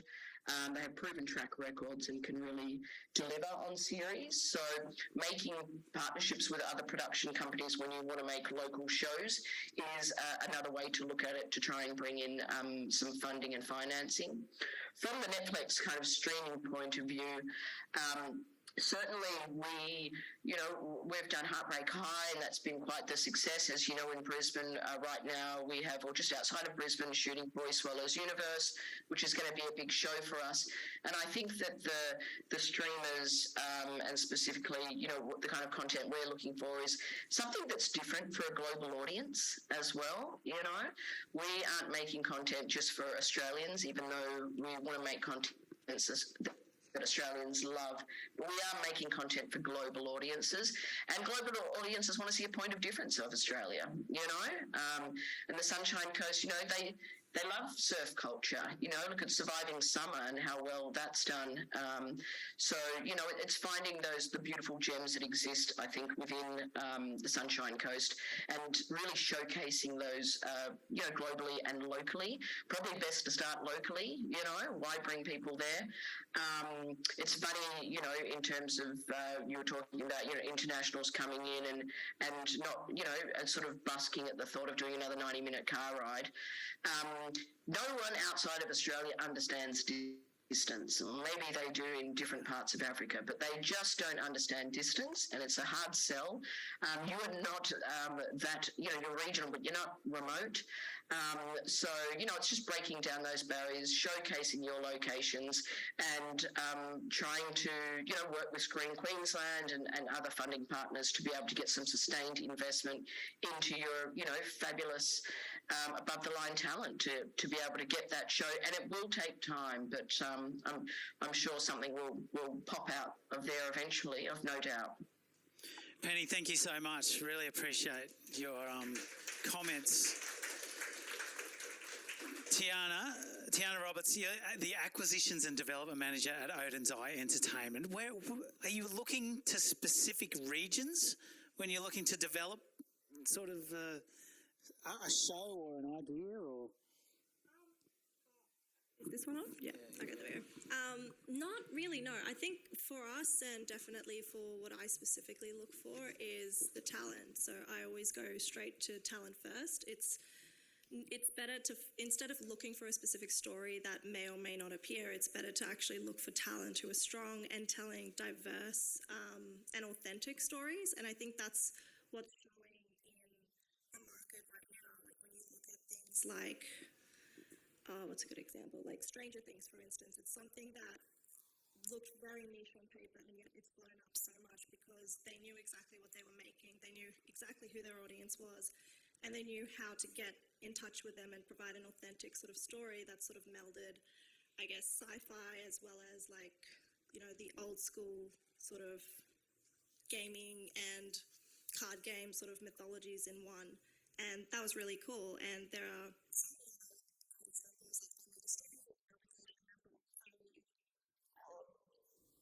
very authentic storytelling of a very difficult topic, but it hit all the right notes. Fleabag is another one. It's just authentic storytelling, I think, is the best thing that we look for. There's no point searching for like certain genres or certain key themes or anything, because by the time you're trying to make something that the market is looking for at the moment or that the market has out there, you're already behind, because it'll take 2, 3, 4, 6 years to actually get it to screen. So you're already behind. There's no point trying to make anything for what's popular. It's not going to be there for long. And are people approaching you with their ideas? Do they directly come to you to pitch? Is it a producer, writer team? Who is coming to you? Yeah, so we can have writers come to us. We're pretty flexible in our approach, so we could come on as early as a logline or come on as late as a finished product that needs to go to market. So our company, Odin's Eye, started as an international sales company, and then we can also act as an Australian distributor as well. And we've sort of now, I shouldn't say now, the last sort of 6 years, we've expanded into creative production and IP development in-house. So, and what that looks like is us really my team teaming up with writers, directors, producers, any sort of combination, another production company that's looking for a sales agent to help financing. So what that could look like is us entering the market and pre-selling to certain territories in order to finish a finance plan and to like close a budget and get filming. So in that way, we operate a little bit differently from other production companies. It's kind of like an end-to-end service, sort of anywhere between pre-development to like a finished product that needs to go out to market, we can sort of come aboard. Okay. Thank you so much. Yes. Daly, I'm going to throw back to you just for the last bit before we go to some questions from the audience. You're saying we just need some runs on the board. I think that's the term you used. We need to kick a goal or something. Be a sporty guy. Yeah. And sounds like it the sports sounds like terms I use. That's easier said than done, isn't it? Like the amount of investment, the amount of ideas we need and people working there. Yeah, I think Penny nailed it. I hope someone recorded that and listened back, because everything there is totally right. We've been lucky enough to hang around Dylan and Tanith, who are brilliant. They're brilliant filmmakers. They made a series called Robbie Hood, and they're doing a new one. And I didn't think of it, but the similarities between here and Alice Springs, even though you wouldn't think of it, are quite similar. Like that place is amazing and such brilliant creatives, and you didn't kind of know it until the filmmakers started making stuff there. So as much as, and then it's so easy to make stuff there because you say, like Dylan's series, like Warwick's film, it's just those people paved the way, and I think just by hook or by crook or however way to do it, I hope we do it. We plan on doing it. But by hook or by crook, I just think you just got to make those first 1 or 2 things. They have to be good as well, but you have to make those first 1 or 2 things here. And stuff like this is, it's so, it doesn't feel like it, but it's so insanely helpful towards making stuff, like the culture of filmmaking. Like, I really didn't, film school wasn't for me, but the best thing out of it was the people there. I feel like all the tuition I paid was just to be around people who also wanted to make film and TV who were in Brisbane. Like, it felt like it was like a admission price to something, and that was what I was paying for in the end, to just be around other people who wanted to make what I wanted to make. So stuff like this is, and which is why I love coming to stuff like this. It's a bit of a privilege to be invited to talk at it. I would have come anyway, but it's just like fuel to the fire. Because you can pop out with Netflix or Stan or somebody, but there can also pop out an independent feature or just a short that's brilliant. And my path, or up here, and someone like Dylan Rivers' path, like the first series I made up here, I made that a short film in my parents' house, and that's what Debbie picked up. She at ABC, and that was with friends up here and a few friends from Brisbane.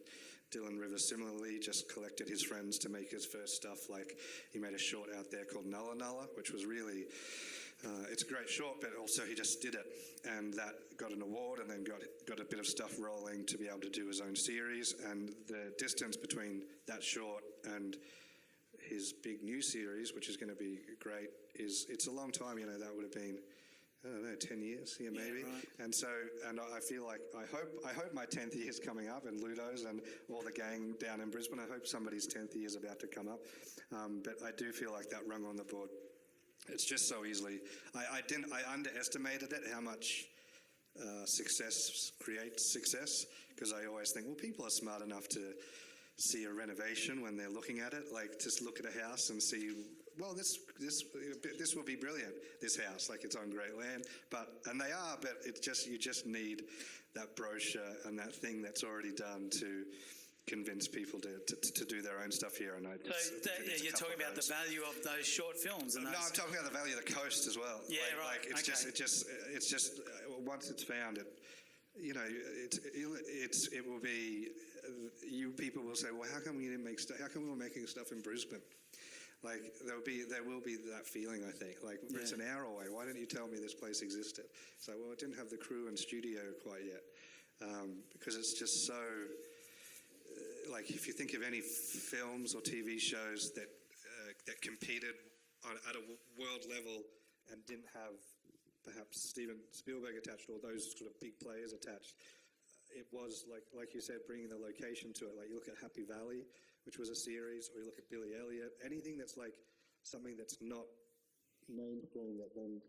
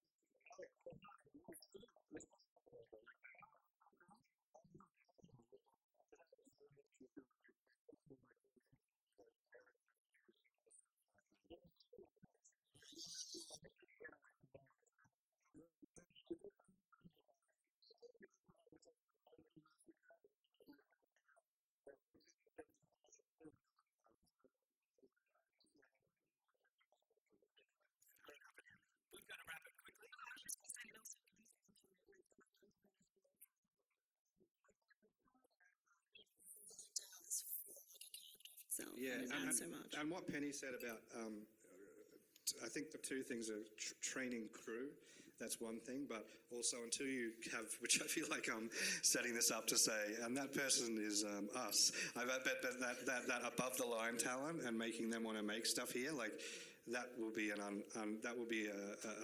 unhook that make, because the reason stuff's made in Alice, for instance, is, well, Warwick's from there, Dylan's from there, those Tanith's from there, those filmmakers are from there, and they want to make it there. And unless you have those people who are invested here, people will say, well, I guess we can do it on the Gold Coast. Yeah, I guess we could do it in Atlanta. So, that's good. Yeah. Thank you. Sorry to cut you off. No, everyone, next time you say you're from the Sunshine Coast, say, Sunshine Coast, that's where Daly Pearson's from. Oh, yeah. And they'll suddenly say, well, let's go to Atlanta then. All right. Sorry to cut it off. No, not at all. We haven't got time for question now, have we? One question. Here we go. Laurel. Oh, here. You can. It's probably not much of a question, more than kind of explaining who I am and what we have released on the Sunshine Coast. So my husband and I, we actually have a production company called Charismatic Productions. We filmed and edited a TV show called Hard Knock Life. It's a sitcom. It's about relationships. It's the ups and downs that happen, the comedic twist to it. It's all located on the Sunshine Coast, all shot here, all beautiful landscapes. We literally shot it in our lounge room with amazing actors all from the Sunshine Coast, and we use all production from the Sunshine Coast as well. I tried to get in to sell it through distributors here in Australia, and they wouldn't take us, so I then went over, contacted people in America. We had a distributor, Echelon Studios, take us on. We're now on 11 streaming platforms worldwide. We're on Amazon Prime, the USA, UK, and Tubi and Plex here in Australia. So I kind of feel like, I didn't feel like Australia was supporting us locally as much as then overseas taking over there. And the Americans, like they said, our distributors said, this is such a bright, colourful, vibrant TV show that, Americans want to see. And we kind of launched it at the right time when COVID was happening. So, they really got on board and they loved it and they want to see more. We're striving to get season 2 off the ground at the moment. We're talking with John and Screen Collective and everything as well. But, just wanted to know that we're here and I want to speak to you. Can I add something to that?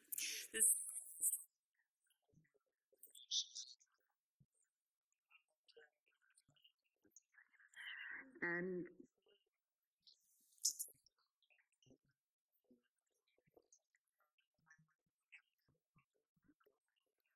saying, well, we don't want to do New Zealand because it's been done.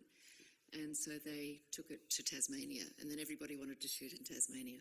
So the more that you can get it out there, and that's probably a nice point to end on, show it and they'll come. Thanks, Ev. Yeah, I'm happy as well. No, we're going to have a 20-minute break for some tea and coffee, and then we're going to come back afterwards and hopefully be involved in a conversation about where we're going to go from here, what we want to see on the Sunshine Coast. So enjoy yourself, have a cup of coffee or a cup of tea, some water. All right, so this section of the afternoon is about how can we grow the Sunshine Coast screen industry. We really want to come up with a list of priorities for council, and council wants to hear them from you guys. So there's one mic or two mics? Two mics. So, okay, I was going to prompt some questions, but you want to grab a mic? And it'd be great if you could say just quickly who you are. It might help us all communicate and connect. Anne Gordon from Hooligan. Hold on a second. Hold on. Let's get that mic up, please. Anne Gordon from Hooligan. Really simply, clearly we have great talent here and we need to attract more talent and we need to retain talent. So outside of building a sparkly studio, you'll need to create a village. So my question is, and I think it's great that the council, in conjunction with the university, is mapping our sector, but do we have a feasibility study going? And have you commissioned an executive consultancy firm to execute that? Okay, we're going to make some notes too. Is that, we're just going to say feasibility study? Mm-hmm. Retain and attract talent? Or? Well, you need to map it and you need to define it and you need to create an economic argument for it. Okay. Bigger writing too. We do need bigger writing. All right, so this is for everyone to add to. Mic for Jane over here, if that's possible. Hey, I'm Jane Larkin, for those who haven't met me. Nice to meet everyone. My question is about a really clear directory for talent, and that includes cast, crew, locations, production companies, housing, everything. Like, I know the Sunshine Coast Screen Collective is working towards this directory, but for me, I still feel like most of the contacts I have are from just networking events and everything, and a really clear, precise directory that everyone can upload their kind of skill sets to, or even things that I often talk to people and they're like, I'm looking to jump ship to ABC instead of previous life. So what they want out of their next project, what they'd be willing to do, G-rated, of course, just all those sort of things would be really great to have. Okay. Does anyone here have a... would you use a directory? Is anyone in... Yeah? So, Tiana's saying Screen Queensland have one. Does anyone want to comment on that?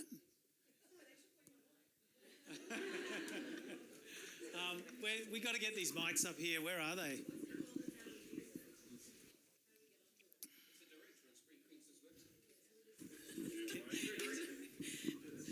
Essential Crew is really nice for me, but that's not everybody. Heaps of people aren't on there, so maybe we need to be better at that. But that's also not talent. Like if we have 2 people in mind for a role and one is Sunshine Coast based, let's use them. I don't feel like cast are on there. I know there's not a heap of actors, but there are some here. So yeah, a talent directory that scans across crew positions, cast positions, locations, companies that are willing to find houses, accommodation, etc., and you. Ev? I'm going to be devil's advocate here because a directory is fantastic, but how do people find that directory? I mean, in my day, people used to use the production book, and I think it's still around, although I just Googled Sunshine Coast in the production book and I came up with, things about that had nothing to do with the film industry. So I think that this kind of idea of a centralised or even funding for this centralised place is really important. Did you say funding for a centralised place? Well, funding. As in, like, can anybody answer me? Does anybody use the production book? Yes. Right, used to. Is it still current? I mean, I know it exists, but do people still go there? Yes, it does. Can we lobby for a special section on the Sunshine Coast? And then you've got this book that everybody goes to. Do you want to say something, Yannicka? You were... Yeah. Oh, is it in defence or attack? No, we don't need that. We really don't. I'm sorry. Sorry to put you on the spot. But what... using it, it's already there. It's already there, and it can be, you can look Sunshine Coast and you can pull people out. So, I'd be curious to know who's here, who's not on that database. But hold on a sec, before you go on. Sorry, Mags. What if the Sunshine Coast Council put some funds into creating a database instead of having to use a Screen Queensland one? Or everybody links them all up.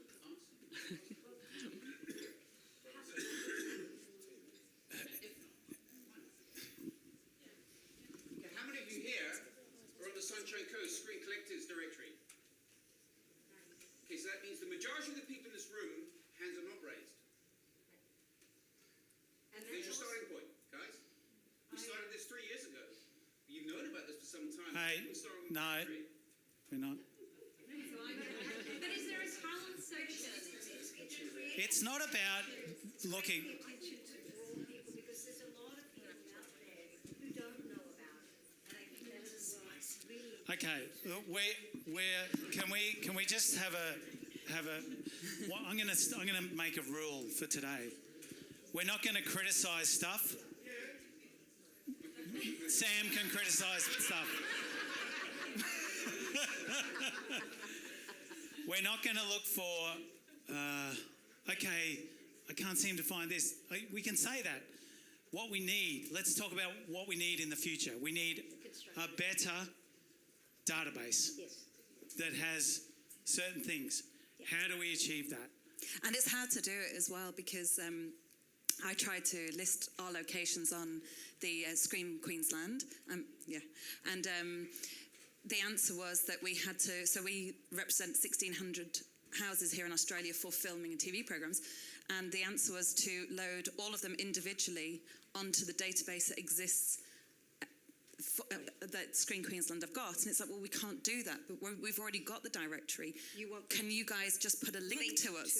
Yes. And because I think that would be solve a big problem for here's locations, instead of, because the locations that you guys are showcasing, a lot of it is the geography, it's the mountains, but when we as a location specialist go on to have a look what you've got, we can't find, it's complicated, it's challenging, and we've already done the research to make that easier.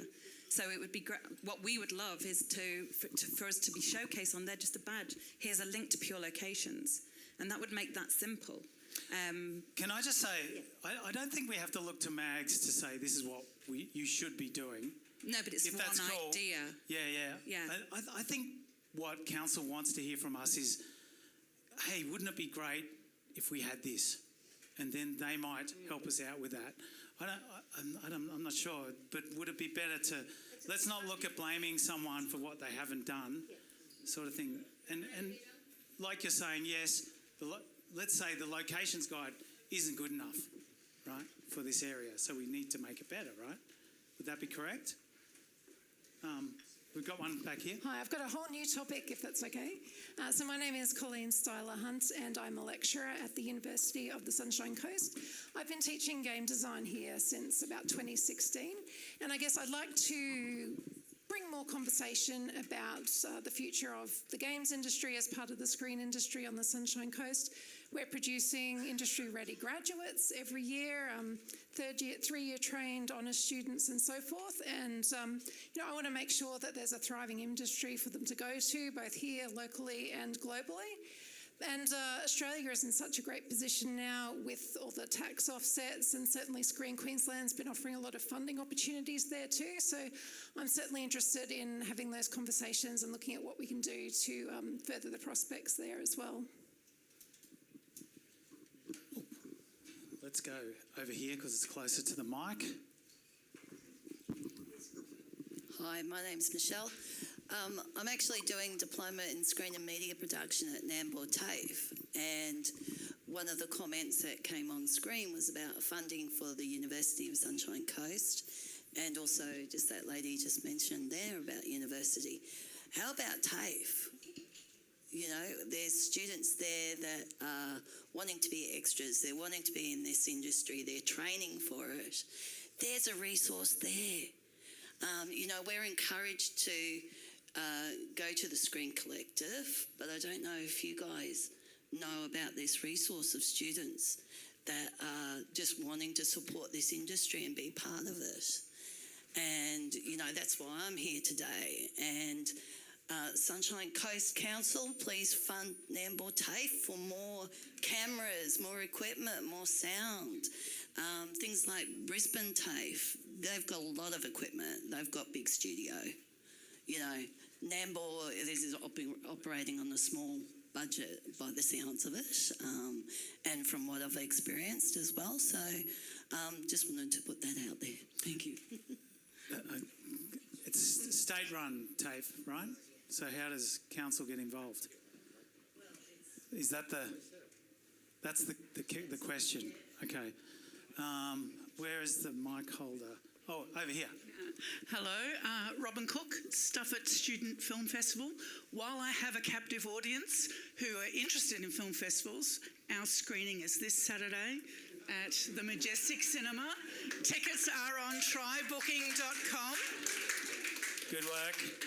We are transitioning Stafford from the successful international student film festival that it is after 11 years to a trading social enterprise. We've been part of a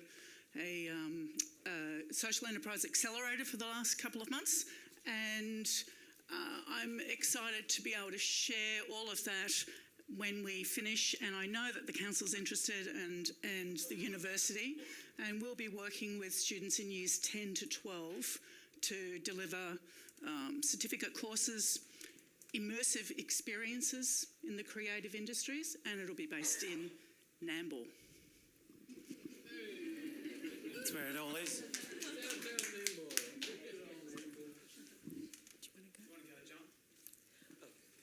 I just wanted to come back to this whole thing about a directory and so on. Look, I think before you can have a directory, you've got to have an audit. You need a kind of culturally focused audit, which is about the film industry. You need to be talking about talking to pure locations about the geographic locations up here, so they know about those.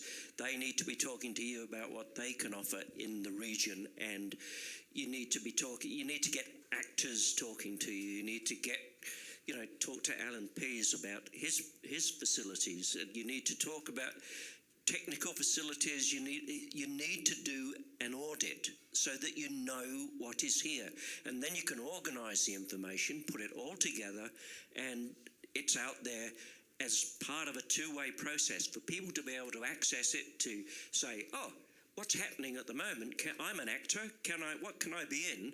And also for producers and for people who have studios and so on to say, where are those actors out there? And not just actors, but writers, cinematographers, sound people, all of those. You need to do an audit. I really think it's that simple. Like I said before, the talent is here. There's enormous talent here.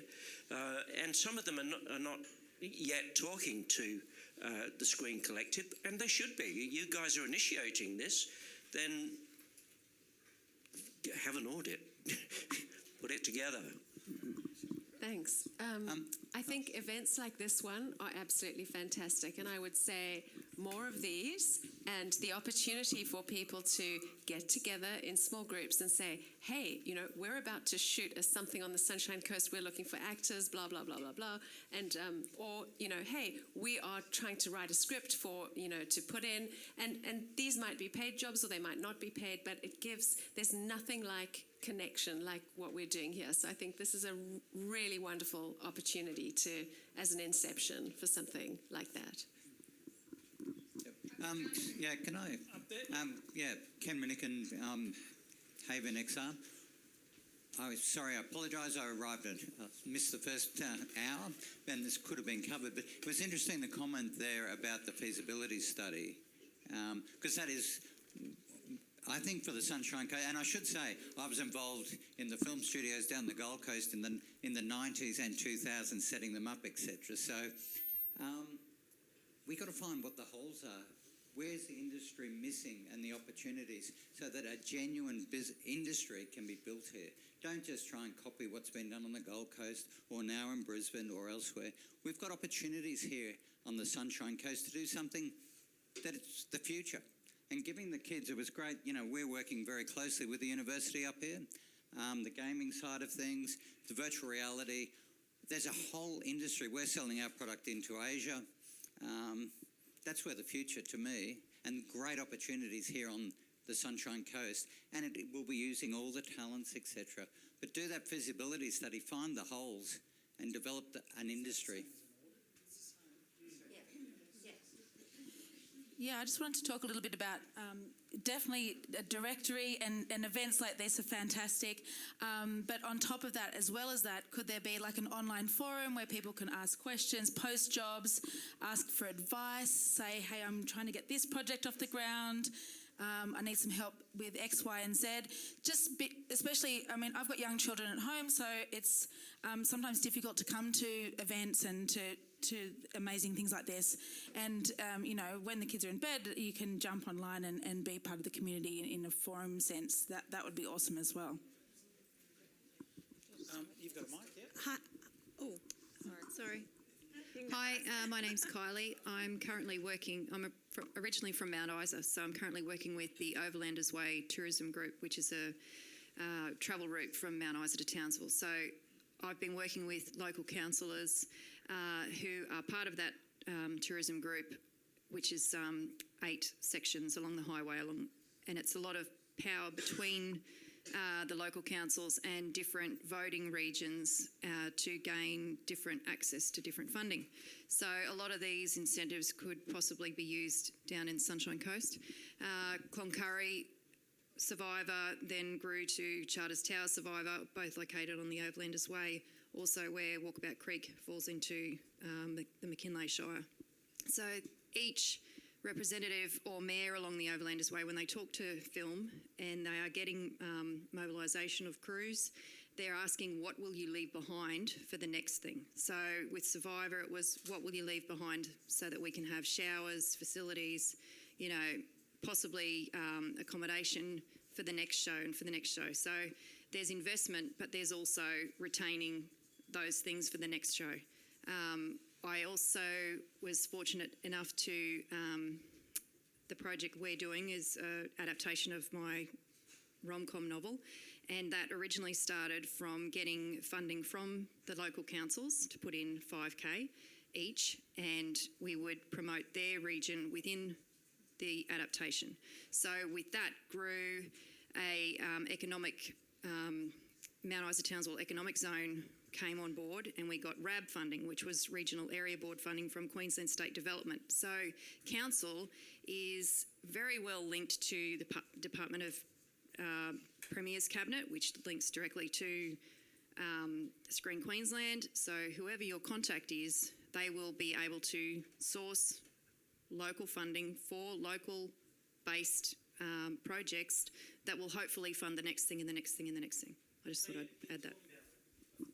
Some part of the council that specifically caters to film office or something. Well, I think Luke Chaplin, who you might have been, I think it started within Cloncurry, with Luke Chaplin working directly with the with Survivor, and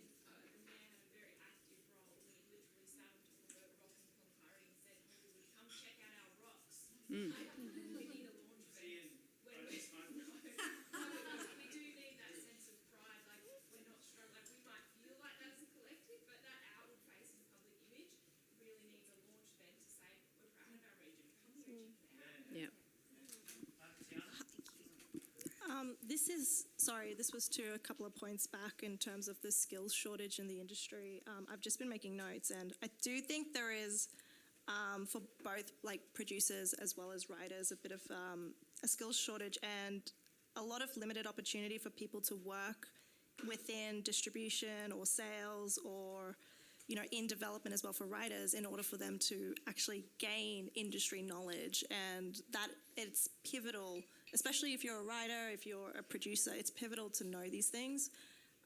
And, you know, it helps you answer questions such as, you know, what production companies are looking for, what does the market look for, how does development work, how do you submit to a company that says no unsolicited scripts, how do you, you know, what's the difference between TV and feature films, how do you get into a writer's room? And, you know, one of the most important things I think is, you know, how can someone who physically resides somewhere far away from the main sort of industry, how do they build a network? Because networking is so key to everything we do in this industry. And I've come up with a couple of solutions, which may not work, but it's just, again, it's something to start with. You know, if the local council could team up with companies, you know, to subsidise either training workshops, training placements, or longer contracts within industry. SBS recently did a really great initiative called the SBS Screenwriters Incubator. Ludo and Daly was part of it in the first iteration last year, where basically they took on an emerging writer for a year, paid them a full salary, and they got to see what development was like. And Daly can probably talk more about this as well. But that placement, from what I know from all of the candidates all of the 7 candidates across Australia that did it, they loved it. It was amazing. They learned so much that they would never be able to learn on their own, isolated from the industry. Some other things, like even if they can't do a year-long, 3 to 6 month placements within development or sales or acquisitions, you know, and additional things could be, you know, development and skills and learning. So what you gain from that is, development of skills and learning from the other side of the industry, so the sort of corporate production side of the industry, learning what's behind the curtain. Hi, Sam. Oh, sorry. Sam, Pure Locations. Sorry. Yeah. I know we're all pretty familiar with all the screening that's going on at the Gold Coast, but it would be really great to understand exactly what Gold Coast Council did to be able to shout loud enough to get their name on the board. How does Sunshine Coast Council sort of replicate that so that we can get some of the same opportunities up here as well? It'd be interesting to know. My name's Matt. I recommend that strong co-production ties with countries like the USA, Japan, UK, Canada, Israel, and France. With the lowering Australian dollar, it means more American dollars stronger, so more money comes in. You know, a lot of places like America, they don't need government subsidy. Countries like Canada and France know how to do co-production, and they learn from America. You know, as someone who loves vigilante shows, I get sick of people in the Australian film industry who say, why don't Australians watch Australian shows? Well, because we like genre stuff. You know, Netflix, Disney Plus has proven that. And if we're going to tell them, hey, you're going to have 10% Australian content, maybe we should actually make just really good shows. Like, I know we make good dramas and comedies, but we need to go beyond that stereotypical coming age, isolation, whatever the hell, you know, stuff that maybe 10 people go and see. You know, we want to see exciting and fun stuff. And, you know, one of the things I think is cute about Bluey is that it's a likable character. It's a dog. And it's set in Brisbane, and it's nice to see locations like Brisbane or Sunshine Coast shown off. I mean, look at the Glasshouse Mountains, one of the most beautiful locations. You know, we got really nice locations up here. We got better beaches than bloody Bondi and all that, you know. Bondi's rubbish. But yeah, I mean, look out there. It's the best beaches ever. And yeah, that's... And just saying, look, you know, if we're saying that these three levels don't want to agree with us, let's go outside. Let's talk to the Americans. Let's talk to the French. You know, all these countries that seem to know what they're doing. You know, so yeah, that's. I got a mic. Look out. Okay, it's Ralph Tyrrell, and I just want to tell you that the best thing you can do in a room full of filmmakers or people who aspire to be in the industry is to make something here. I mean, it's an obvious thing. It's in the industry where you can present these things to the world on a screen. And we've already been told today we've got 1,000 by 1,000 megabit potential that could go into the USC campus, where I used to teach, by the way, as a sessional in film and television. Let's do it. The option is there. Everything is there that you need. But the other thing I'd just say is you've got to decide whether this is a cultural issue. Is there something significantly different about the Sunshine Coast to everywhere else in Australia? And I suggest there is. So there need to be... What is it? Okay, well, I've written a musical, for instance, about Mullany, a film musical. Everybody here's familiar with Mullany. It's a fabulous place. There's hippies, there's rich people, there's everything you would want under the sun. And I don't want money. I just want to do it on threadbare, because it's impossible to get money these days. Impossible. No, I'm being positive, not negative. And I'll just say I would like to shoot it on 12 iPhones, because that's the reality of actually making... You're not in it. So... Oh yeah, hi, I'm Sam. What's that? Well, you just bloody well go and do it. And what's more, you've got to talk to people who have genuine credits. Yes, genuine credits in the industry, not people who talk about it, people who have actually got real skills, who've been down the road for at least 10 or 12 years, know what they're talking about, not dilettantes. This is a room full of dilettantes. I had to be blunt about it. Hi, I'm Sam. It's been 2 hours since my last drink. No, I got a background in radio and a future in amateur porn, and I just wanted to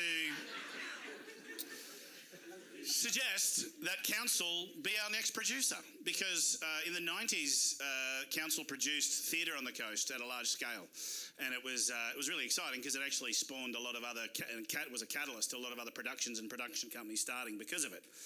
So Council shouldered the risk that's associated with starting something new, which then created that starting point. And I think that's what we're all seeking, yeah? Is that we want that starting point production that someone else takes the risk for. Because we sit in here and say, oh, there's so much talent in the room. How do you know? They could be crap next to you. They might have no talent at all, but unless it's tested and tried, it's just talk. So I think the idea if Council can shoulder the risk and take on a production, they are a production house, take on the risk, and then everyone gets a job, and then see what happens. I can imagine.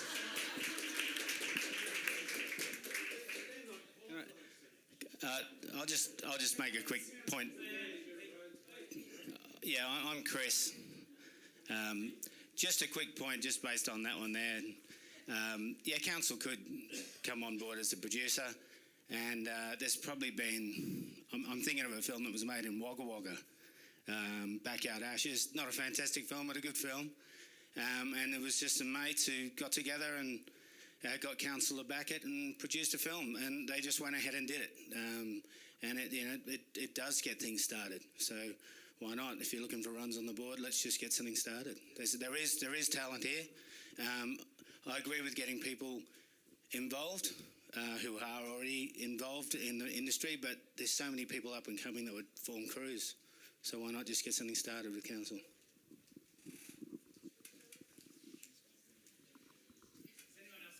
I just wanted to say though, as someone who has had the support of council, I think we are at a good starting point. They were really, really great with permits, with suggestions, and I think that's why we're all here too. And so I think we are step one, and I'm looking forward to step two. And I don't want to take the mic away from someone else or someone else talk. Just quickly, I was thinking of an old, tired but effective way of doing things to attract people to falling in love with the area is the weekend 48-hour short film competition. I think Newcastle used to do it a lot. Why not something like that, where you get locals making films, but you also have other people coming up here as well?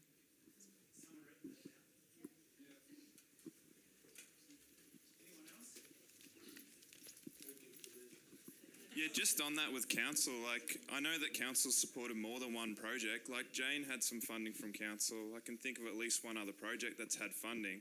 So there is funding here from council. I think the important part is that we're proving to council that we can bring more than an idea. I think we need to walk in with the larger amount of that funding.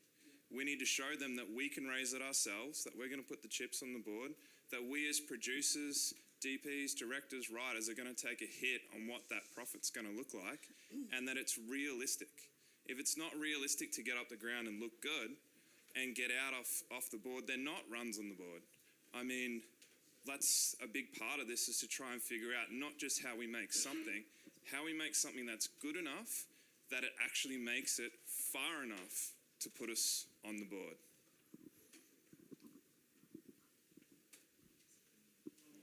Yeah, thank you. Don't finish with me. Okay, thank you. So a few people have mentioned about larger institutions and going, TAFE and university. I was previously a lecturer at Sunshine Coast University. I've migrated to Melbourne for the calibre of students, and that because we don't have the incentive in the schools, we don't have the community of people wanting to do this from such a young age. I look around the room here as well, and the diversity and age as well here is a little bit different. So, we're talking about all this stuff with institutions with so much bureaucracy. What are we doing at the community grassroots level at schools with younger people, getting them engaged, getting them inspired? I think that goes a really long way in people wanting to do things, people wanting to work for free, so they'll work on your projects, wanting to do internships. All of that really does increase the sort of calibre of people we have here. And I look around and it's not that diverse in age, it's not that diverse in a lot of different ways. So rather than looking at the mainstream institutions, where else can we look?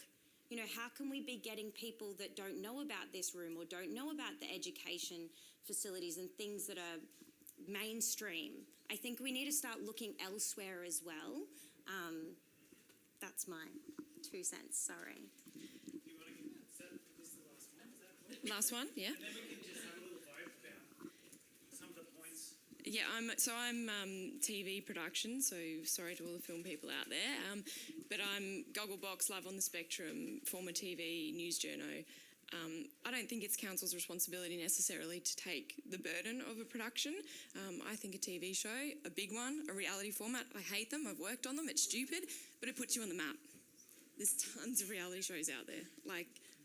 Any one of them would be great. Live on the Spectrum came up here, wanted to shoot a whole series up here. Use them, use them for their money and get a win on the board. Just a thought.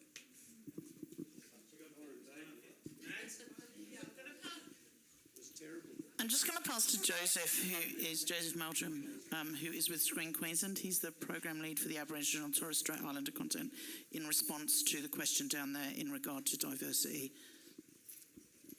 Yeah, I just want to say that it is also very important to consider diversity at all times. I'm the program lead for Aboriginal and Torres Strait Islander content, so yeah, I work in the First Nations space, but not just First Nations, but also all of the underrepresented groups. And so, yeah, whenever we're working towards things, to also consider those underrepresented groups. Yeah, that's essentially the point that I wanted to make. Thank you. Is it real serial killers of Nambour?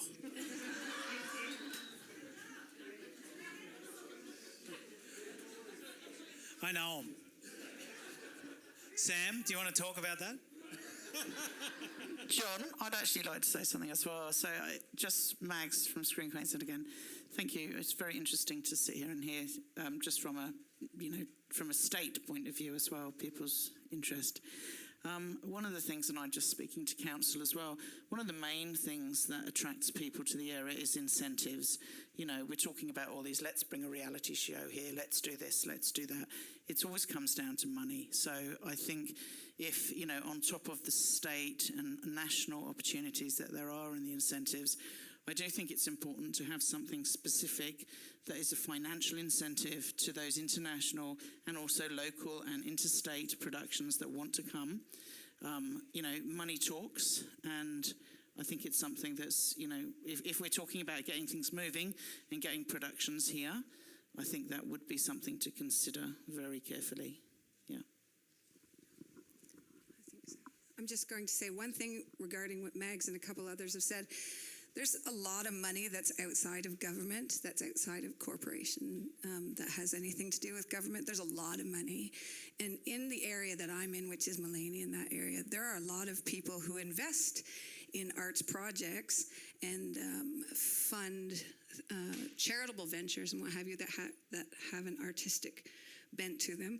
But there are some globally that are funded through hedge funds and those kind of things. They don't touch government. They don't go near a project that government's touching. So when you're thinking about a creative project, if you've got a team together that the Sunshine Coast Screen Collective can put together like that with the crew that we already have and the people that we have here, the creatives, there's money there. And then you take that chunk of money and go through these above the line producers from our group, and you make a project that's viable, that doesn't have to rely on government or have to rely on you going, please help me, federal government, make a sustainable industry. Is everyone good? Now, we were talking about voting on some of the, we've got a lot.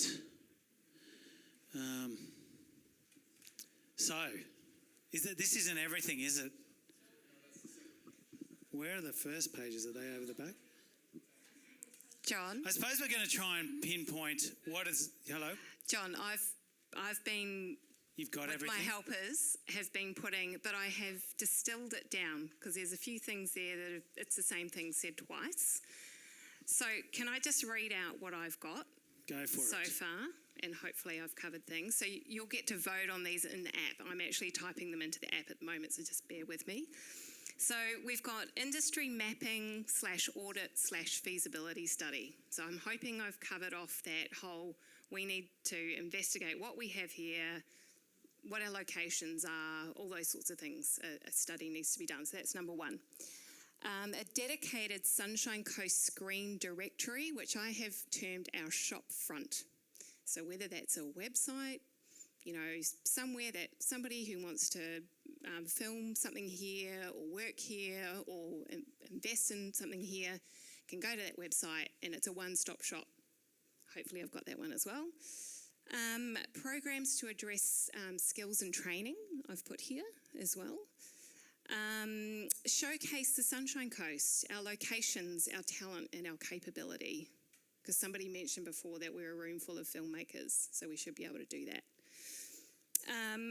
A local film competition or incubator, like the Sunny Coast Showdown, perhaps. Support that one. And then I've also added there the dedicated screen production incentive. Have I captured most things there? Infrastructure? What was that, sorry? Infrastructure?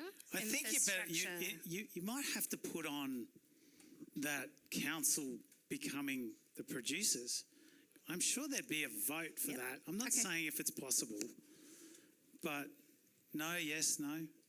Heather says no. No, bad idea. Yeah, we'll put it on there.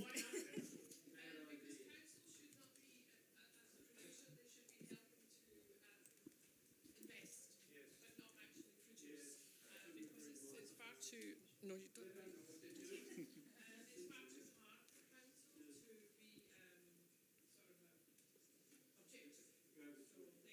Who's doing it now? Anything. Let's start with someone and then move from there.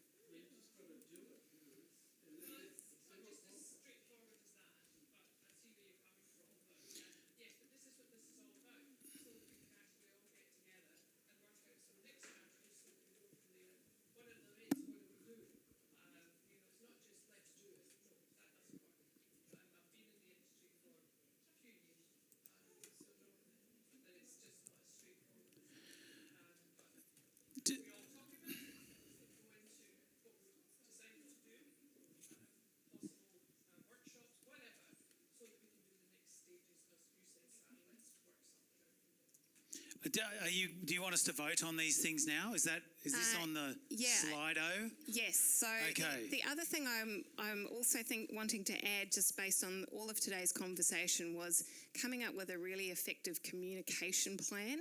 So how do we all communicate with each other between all of the industry, council, state?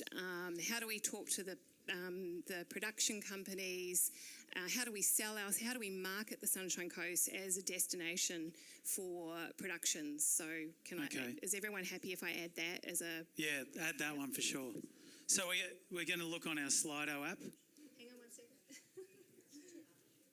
Creating outside partnerships. Is that with creating corporate partnerships? Is that what you're talking about?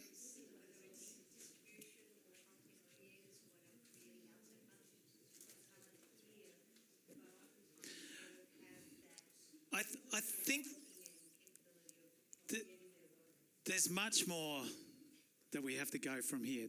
We have to run some gatherings that aren't this big, that are sort of pinpointing one or two of the areas as well. So that's all part of that. Connecting people, I suppose. That might be something council can consider.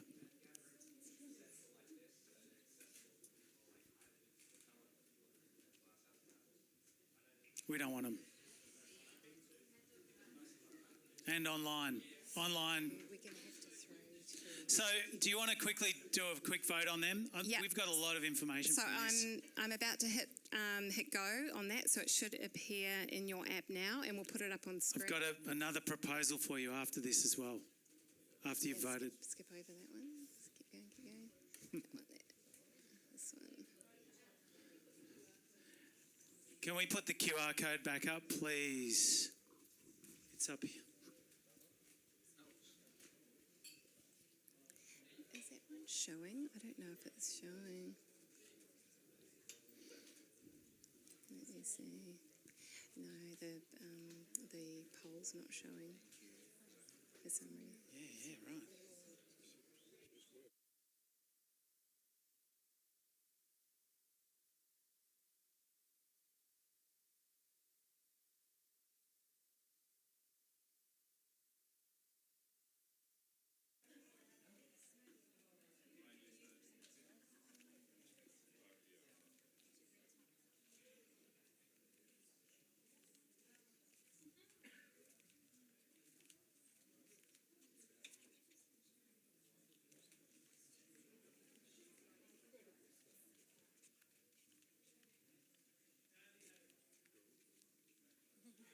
It's good. Hello. Daly had a good comment. No, but Daly Pearson from the Sunshine Coast. What do people want? Like in simple terms, has everyone thought about that? Jobs, experience, to be creative, just to do stuff, just to bloody well get it done. If it is to do stuff, you kind of should be expected to be on your own. you know? It's not that easy.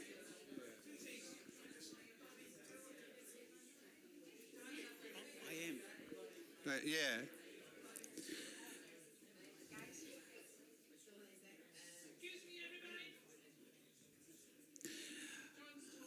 Oh, let's have a look. Dedicated sunshine directory. There we go. Industry mapping, a feasibility study. Showcase locations, talents, capabilities. Is that part of the directory, or is that just? This is pretty good. I was thinking, like, I don't like Donald Trump, but that march on Capitol was pretty good. And council's just up the road. Is there enough of us? I know you would do it too, wouldn't you? Just bloody well march on them. They don't deserve it.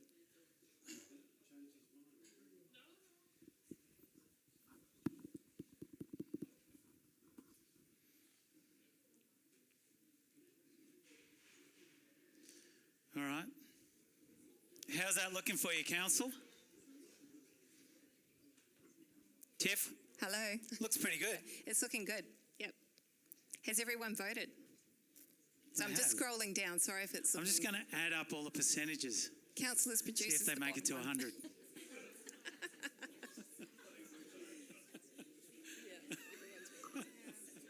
Some dork had to notice that, didn't they?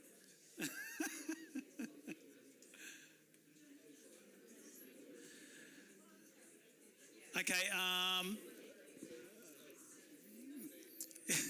Is someone voting multiple times? Because they're like, get it up there, get it up there. 3 times. Excellent. Are we going to hand them out now? Hey, can all our panellists come up? We want to say thank you very much for everyone. A round of applause for our panellists. We'll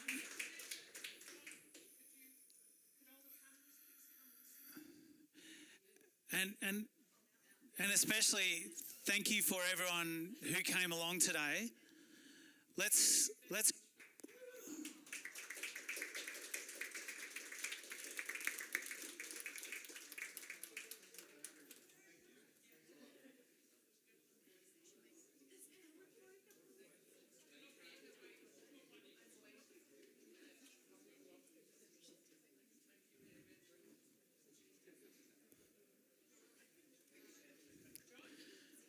Oh, for me?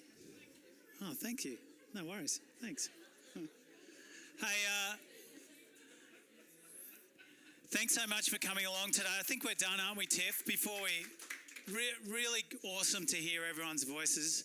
And let's hope that we can maybe do this annually or in smaller groups. But if we can all stay in contact a bit more, maybe that's another one. Am I missing something, Tiff? Yeah, just quickly. I'm just going to hand over to Gabrielle because we'll just talk about the next steps. So what are we as council and the Sunshine Coast Green Collective going to do with the information? And we'll obviously take all of this information back and then follow up with everyone who was here. But I'll just hand over. Thanks, Tiff. And I really would like to thank everyone for contributing and providing their feedback because we really do appreciate that. We're going to take back the results. We'll sit down and look at what is next from a council perspective. And I think based on those results, we can safely say we won't be looking at taking on production ourselves. However, I think there's some really good insights in there, and I think that we're reassured that what we were thinking we should be doing has just been reinforced today by everybody's feedback. So, you know, we have already started discussions about how do we undertake an audit of what's here and who's here in the region and where are those gaps, and do we actually need to fill those gaps or do we not? You know, is that the right thing for our region and our industry? I think also, you know, we've started engagement with Screen Queensland, but I feel that we're still kind of at very early stage there. And I think that there's a lot more that we can be doing, particularly in terms of not just screen in terms of film and production, but also definitely digital and games. Yeah, we really feel, Ken's looking at me smiling, we really feel there's so much opportunity for our region in terms of game development. So we're really looking forward to exploring that a little bit more. And we certainly are keen to be supporting some of those youth programs just to make sure that we're not, let me start that again. We're not losing our talented youth and our graduates out of our region. We understand there will be some that do have to leave, but we would like to be able to have those training programs and then have those industry opportunities, you know, as sort of a seamless pipeline. So I thank you, and please be reassured we're not going to try and become producers, but we really are, I guess, focused in terms of doing the best that we can as a council to not just provide funding, because there's a lot of other support mechanisms and advocacy that we can undertake to support the development of the broader screen industry. So stay tuned. We'll continue to communicate in terms of what's happening. You know, as you know, council is a little bit of a bureaucratic beast sometimes, and please, Sam, don't quote me on that. But thank you.